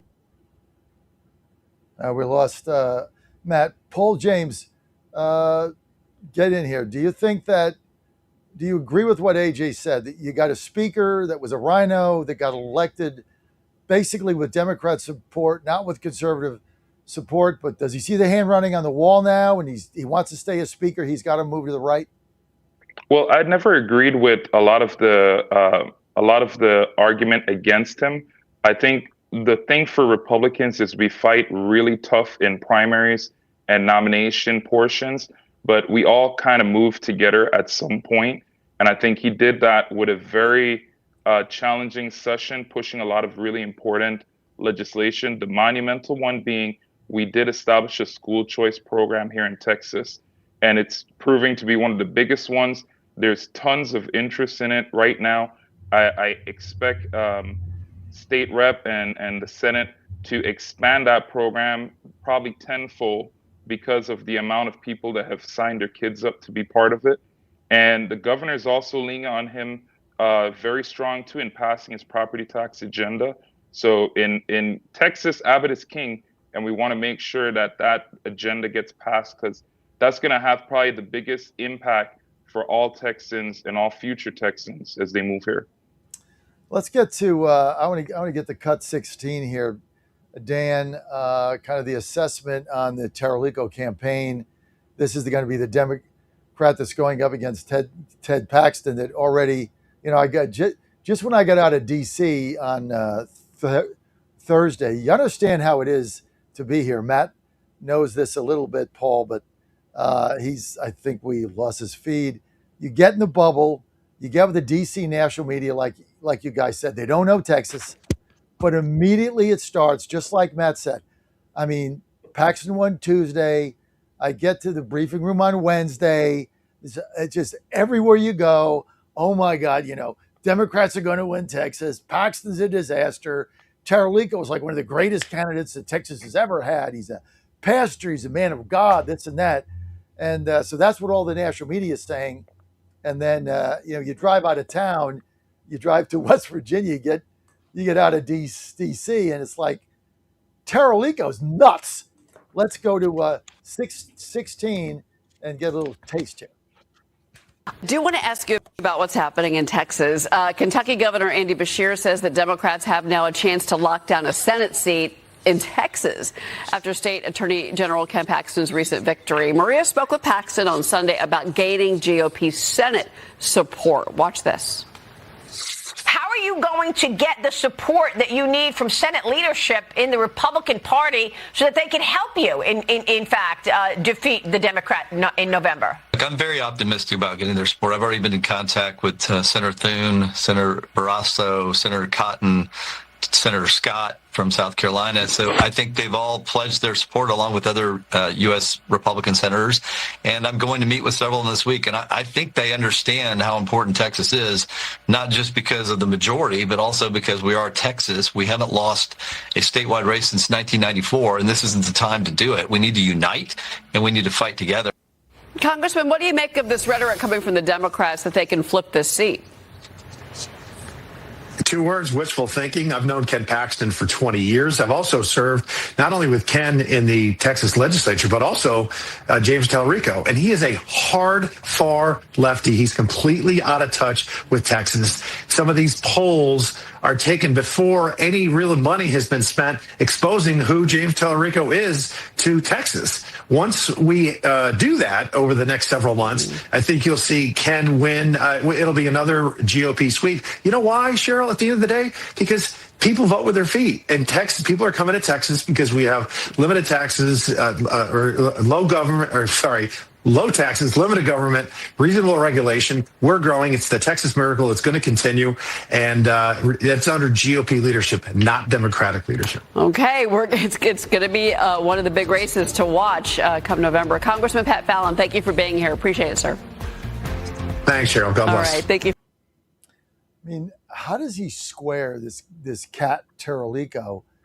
How does he square some of the crazy statements, Paul James, he's made about, 6 genders and God is non-binary, and he's hung his hat on men playing in women's athletic in Texas. He doesn't want to eat meat. He wants to ban steak. I mean, how do you guys reconcile any of this? How does this guy win? So here's the thing. I don't think he wins. I don't think he's even close. But you asked me not to be in the political speculation business, so I'm going to take a step back from that, and I'll talk about some specifics. Personally, I think Colin Allred was a much better candidate. They should have ran him, and if he could have came around to say, "Hey, I don't believe boys should be in girls' sports," I think that would have been a really good jockey to the middle for their side. But they didn't. They went with Loti Tallarico, who is damaged goods. He's a voice for the radical left and the globalist elite who do not believe Texas should be free, who do not believe we should have steak and lobster to eat. And he represents all that is Bernie Sanders and Chuck Schumer out of New York and the coastal elites. He's bad for Texas and bad for America. He's not going anywhere. All right, quick word from our sponsors. The Texas Truth Line will be back. We got AJ Lauterbach, we've got former chairman Matt Rinaldi, and we've got Paul James Jr., precinct chair and San Antonio Spurs fan. All coming up next on the Texas Truth Line. Keep it right here. Into his apostles and filled them with the Holy Spirit at the first Pentecost. Oxygen is a source of life both physically and spiritually. It's the same with fire. Oxygen is needed in order to keep a fire burning, which begs the question, are you on fire for the Lord, or has your spiritual oxygen been extinguished? To answer this, we must go to the source. The source of our spiritual oxygen is the Lord himself. Without him, there is no life within us. Those are his words, not mine. We are called to tap into this life source by baptism, daily prayer, and receiving the sacraments, especially Holy Communion if you are a Catholic, in the state of grace. If we tap into this life source every day, our lives will be filled with the love of the Lord, our spiritual oxygen. I'm Susie Kelly, and I am passionately Catholic. All right, folks, I need you to do something right now. Go to johnfredericksradio.com and take our brand new 2028 Republican presidential straw poll. Who do you want leading the ticket? Don't let the elites decide. Make your voice heard. While you're there, weigh in on two huge issues: eminent domain reform and President Trump's tariff policies. Are they protecting American workers or hurting growth? This is your movement, your vote, your voice, your choice. Go to johnfredericksradio.com right now and take the poll.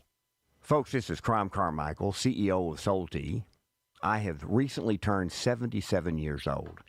I do not take prescription drugs. I have not had to take prescription drugs, and I attribute a lot of my good health to a product that I've been taking, which is the active ingredient in Soul Tea. It's a 22% concentration of theaflavin. We did clinical trials on it 25 years ago and found that it helped lower cholesterol. We have had many, many hundreds of letters and emails from customers telling us how it has helped them not only manage their cholesterol, but lower their triglycerides and help them on their blood pressure. And I can't tell you how much I attribute to Soul Tea for my good health at age 77. And I encourage you to go to GodzillaHeart.com. That's GodzillaHeart.com. And use the code Godzilla at checkout, and you'll get a 50% off on your initial shipment of Soul Tea. And I promise you it will be a great help for your heart health. Thanks so much.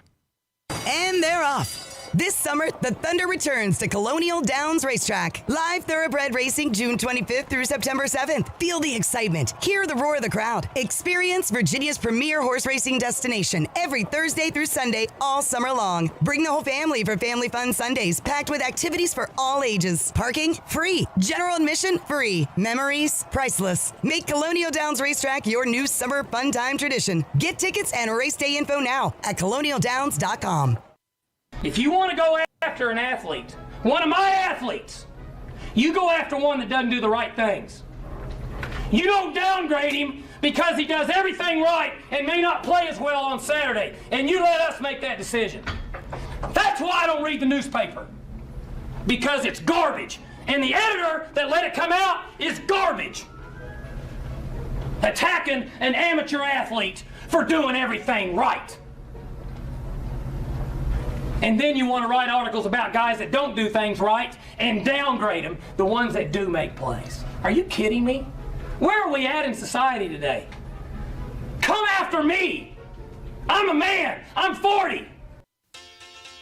He's the voice of Virginia. No, you can't. You have one of the worst voices I've ever heard in my life. And the commander of common sense. Fire at will, Commander. Now back to the John Fredericks Show. All right, we're back with the Texas Truth Line. This guy, James Taralico. The more you get into this thing, the crazier it is. Let's bring Matt in here. This guy, far left Senate candidate. We're also going to bring in, we've got AJ with us, and we're going to bring in Dr. Steve in the waiting room. Steve Bonner, publisher of the New American. Steve, was that James? I'm getting all mixed up.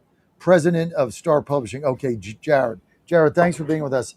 Jared, give us a little insight into what you know about this this Taralico guy.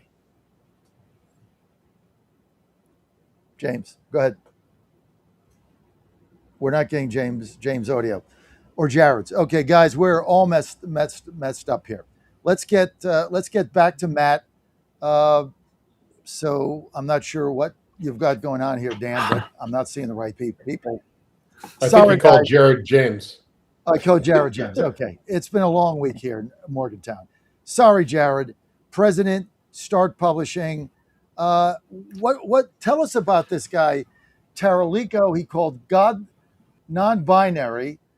He has his church library, I understand, offers homosexual grooming books to kids. What is the deal with this guy?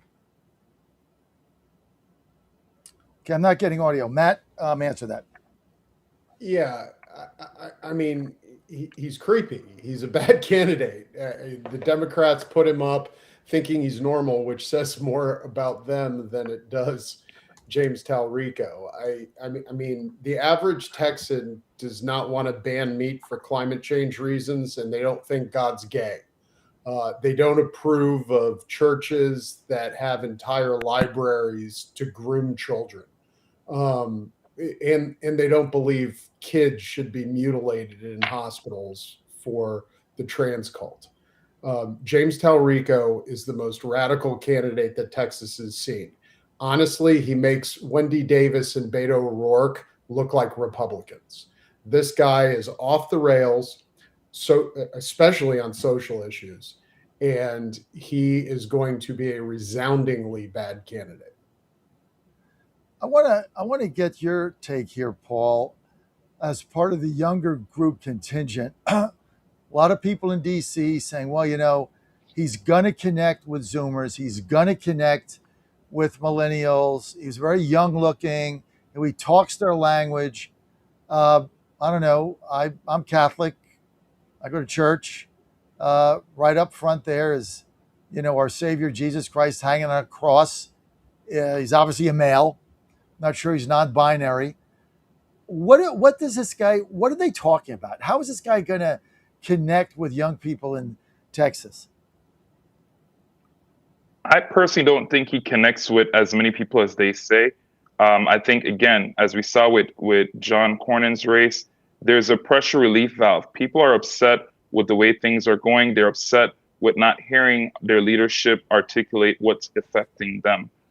When you talk about affordability, which is something the Democrats are leading really, really heavy on, and he's creating this narrative that he's the candidate best suited to address that. They're not taking responsibility for how they have contributed to the affordability crisis in the entire country, but they will continue to chant themselves that they are the answer to the problems they've created. And so this is where they lure a lot of the younger population in, the college people who you're graduating, and that job you were promised in high school or in the sophomore year, that's not there. The starting salaries are not higher than they once were. You're not going to be any closer to buying a home or starting a family. They lean in on these problems, and instead of offering tangible solutions, they're validating people's anger and rage. And so people are willing to overlook those critical flaws in his argument just because they feel he's a better answer. I think it's an opportunity for Republicans to speak more and to acknowledge the pains that some of the voters are feeling and speak to them in communities where they're not already reaching. That would be the college campuses. That would be some communities throughout Texas where people are not seeing the same economic miracle that other people are feeling and experiencing. Let's get to Representative A.J. Louderbeck by phone, District 30, Texas. A.J., give us a little feel about the geographical makeup of your district and how you think Tallarico will play there. Well, Tallarico will be a flat-out loser, which every indication here in this district, which is over 80% Republican, that he has no traction. I've got even Democrats tell me that this guy's a nutcase. So, I mean, he's every wrong approach in Texas, every wrong idea, every wrong just everything is a total no on him. So, I've served with him in the House, and he's definitely just a radical leftist. Doesn't belong in this state, has no business here, and I think the vote will reflect that. Let me ask you something, AJ. I mean, I don't live in Texas, so I'm not going to try to say that I understand it, but I do know when I go there, you order steak. So he has a meatless campaign that he announces on social media in a press conference, and he's a vegan, and I guess he eats tofu or something. I've never had that. Don't know what it is. I don't even like the way it looks or sounds, to be quite frank. I honestly have never had it. I think it's a mushroom or something. I have no idea what it is. I never want to see it. But how do you run statewide in Texas and be a vegetarian? It's one thing to be a vegetarian, but then to blast meat eaters. Like, how does that get you votes? Well, the real answer, he doesn't get a vote. He doesn't. He only picks up that small percentage here in my district and in Texas that is just disconnected and just delusional about about life in Texas. And so, I think that you're going to see a resounding defeat, a resounding rejection of this type of philosophy. And they are relentless, and we always have to prepare. We always have to do our due diligence on this. But he loses big in November, and we move on and do great things for Texas. So, Matt Rinaldi, the other race is going on in Texas. Big win by Beau French. I know you were a big backer of his. He came under a lot of heat towards the end, and it looked like his campaign was like right on the edge there, and he did win by a small margin. But you were explaining to us a week ago how critical this position is, and of course it has nothing to do with railroads, even though it's a railroad commissioner. Like, they're not deciding where Amtrak goes in Texas. So, but what does this victory mean? And is he at all vulnerable, Matt Rinaldi, in November? No, he's not. First of all, the position regulates Texas oil and gas. We currently have 3 Republicans because no Democrats win statewide office in Texas. Beau French, however, flips it to a very, very pro-oil and gas majority. Texas actually has more green energy than the state of California does, not per capita, like in the aggregate. So, and that's been done because the current Railroad Commission has a majority that's been focused on initiatives like carbon capture and issues like that in oil and gas regulation. Does Beau French have an issue in November? Heck no. He's going to win resoundingly. He's going to win probably by more than other statewide offices higher up the ballot, if history is any indication. His opponent is a guy named John Rosenthal, who may be even weirder than Tallarico, if that's possible. Far left candidate, Jewish by ancestry, but describes himself as some weird spiritual religion thing. Wears a mask, in favor of trans and the kids, left on every social issue. He's a nut, and he's going to lose big. Sidebar, guys, anybody can jump in. Total sidebar, off topic. You guys were working on forever I guess you want to call it a speed rail line. This was not an Amtrak line, a speed rail line from Houston to Dallas. You guys poured a lot of money in it for like advisory, whatever they do that, the research stuff to see if it was feasible. And then finally, whatever budget you came up with, it kept getting bigger and bigger. And then finally, guys scrapped it. What went down with that? And why isn't there a train line between Houston and Dallas? Passenger rail. This is from when I was in the legislature. They did spend some money on initial feasibility studies.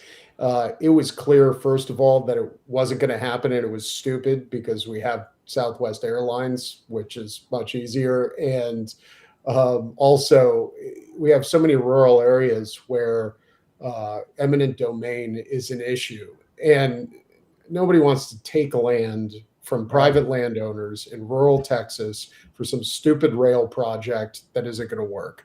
They can have a rail in California, or have the idea of a rail in California, since it's never going to happen there either. This is Texas. We'll fly.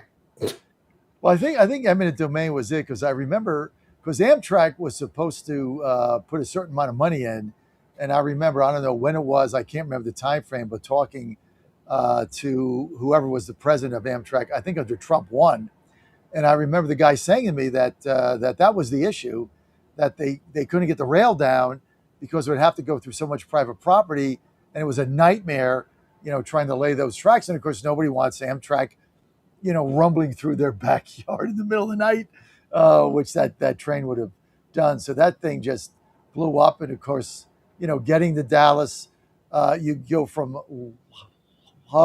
love to hobby in 50 minutes. So why bother? Makes sense.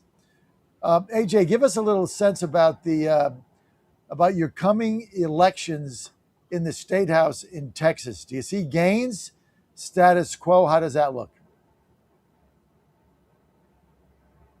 Win big. I've got a Democrat opponent, but again, she's not running a campaign right now. So we're preparing to win, and with legislation and legislative ideas that are going to be positive for Texas. So I feel very comfortable, very, very positive about being in the 90th legislature. So that's the way it looks here. Are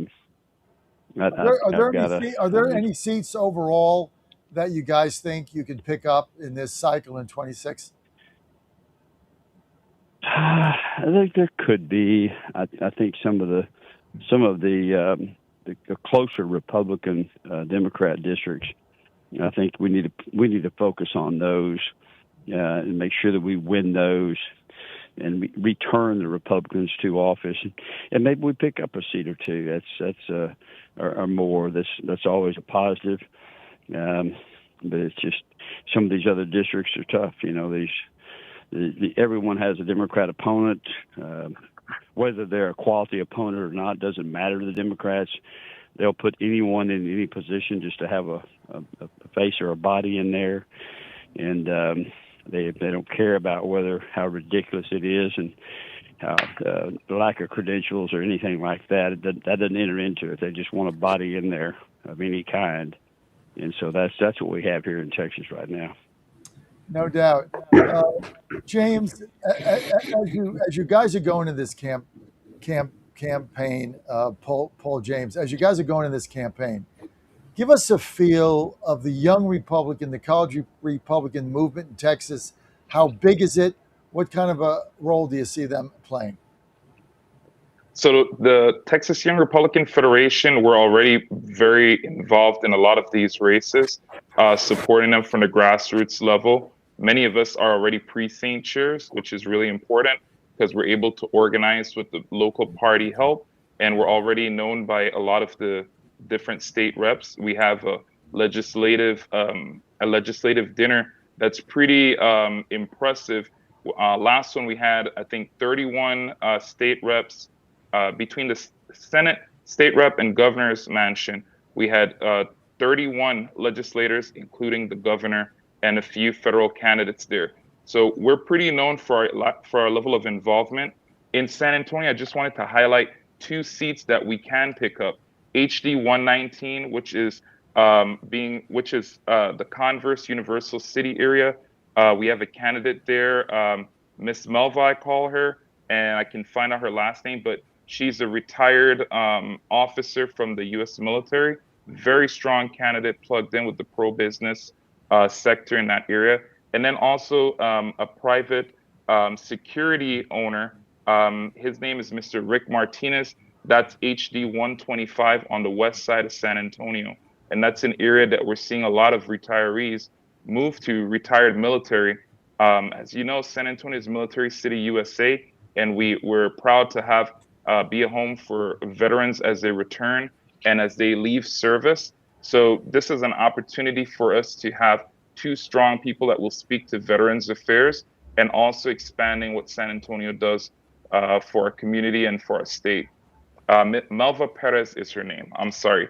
Thank you again. The chairwoman of Bexar County is also watching us in the crowd, and she acknowledged. Her name is Ms. Melva Perez. So those are 2 great seats that we can pick up with very strong, conservative-minded, pro-business candidates, and they would speak to those communities very well.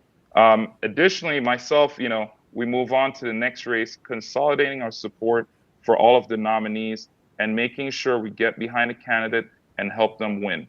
And so that's what we're going to be doing. And also, I'm going to be helping you win too, John. So please expect a donation towards your campaign. And we want to endorse you and support you for your race as well. Well, that's so nice of you. Thank you. I also want to give a shout out to former state chairman Matt Rinaldi, who endorsed me and gave us the maximum donation that you can in Washington, D.C., which is $200. Shows up on the disclosure, so public information. But Matt, thank you for that. That was very nice of you, Matt. Thank you. Mm-hmm. You can get when things get when as dark as blue as DC is, when you can get a former state chairman of Texas to say, "Hey, appreciate what you're doing, and here's a little help in your campaign." When you can get one of the up and coming young Republicans in San Antonio to support your campaign, that's very inspiring and uplifting. So thank you, guys. I really appreciate it. AJ, no pressure. I'm not going to be asking you for donation. So unless Matt gives me your phone number and then you're screwed, then I'll shake you down. Other than that, you're good to go. Never do that to AJ. Other than that, you get so many texts from me. You'll just send me a donation to stop bothering you. That's kind of the way it works. No, I'm just kidding. Matt, the Democrats, John, we've had a long association. I appreciate all your help. Thank you. The Democrats in D.C., well, they're telling me they're going to win 2 of these 5 seats. I mean, you have no idea what I put up with there in the briefing room. They're all telling me, oh, Texas is going to blow up in their face. We're going to win 2, maybe 3 of these seats. Matt, true or false?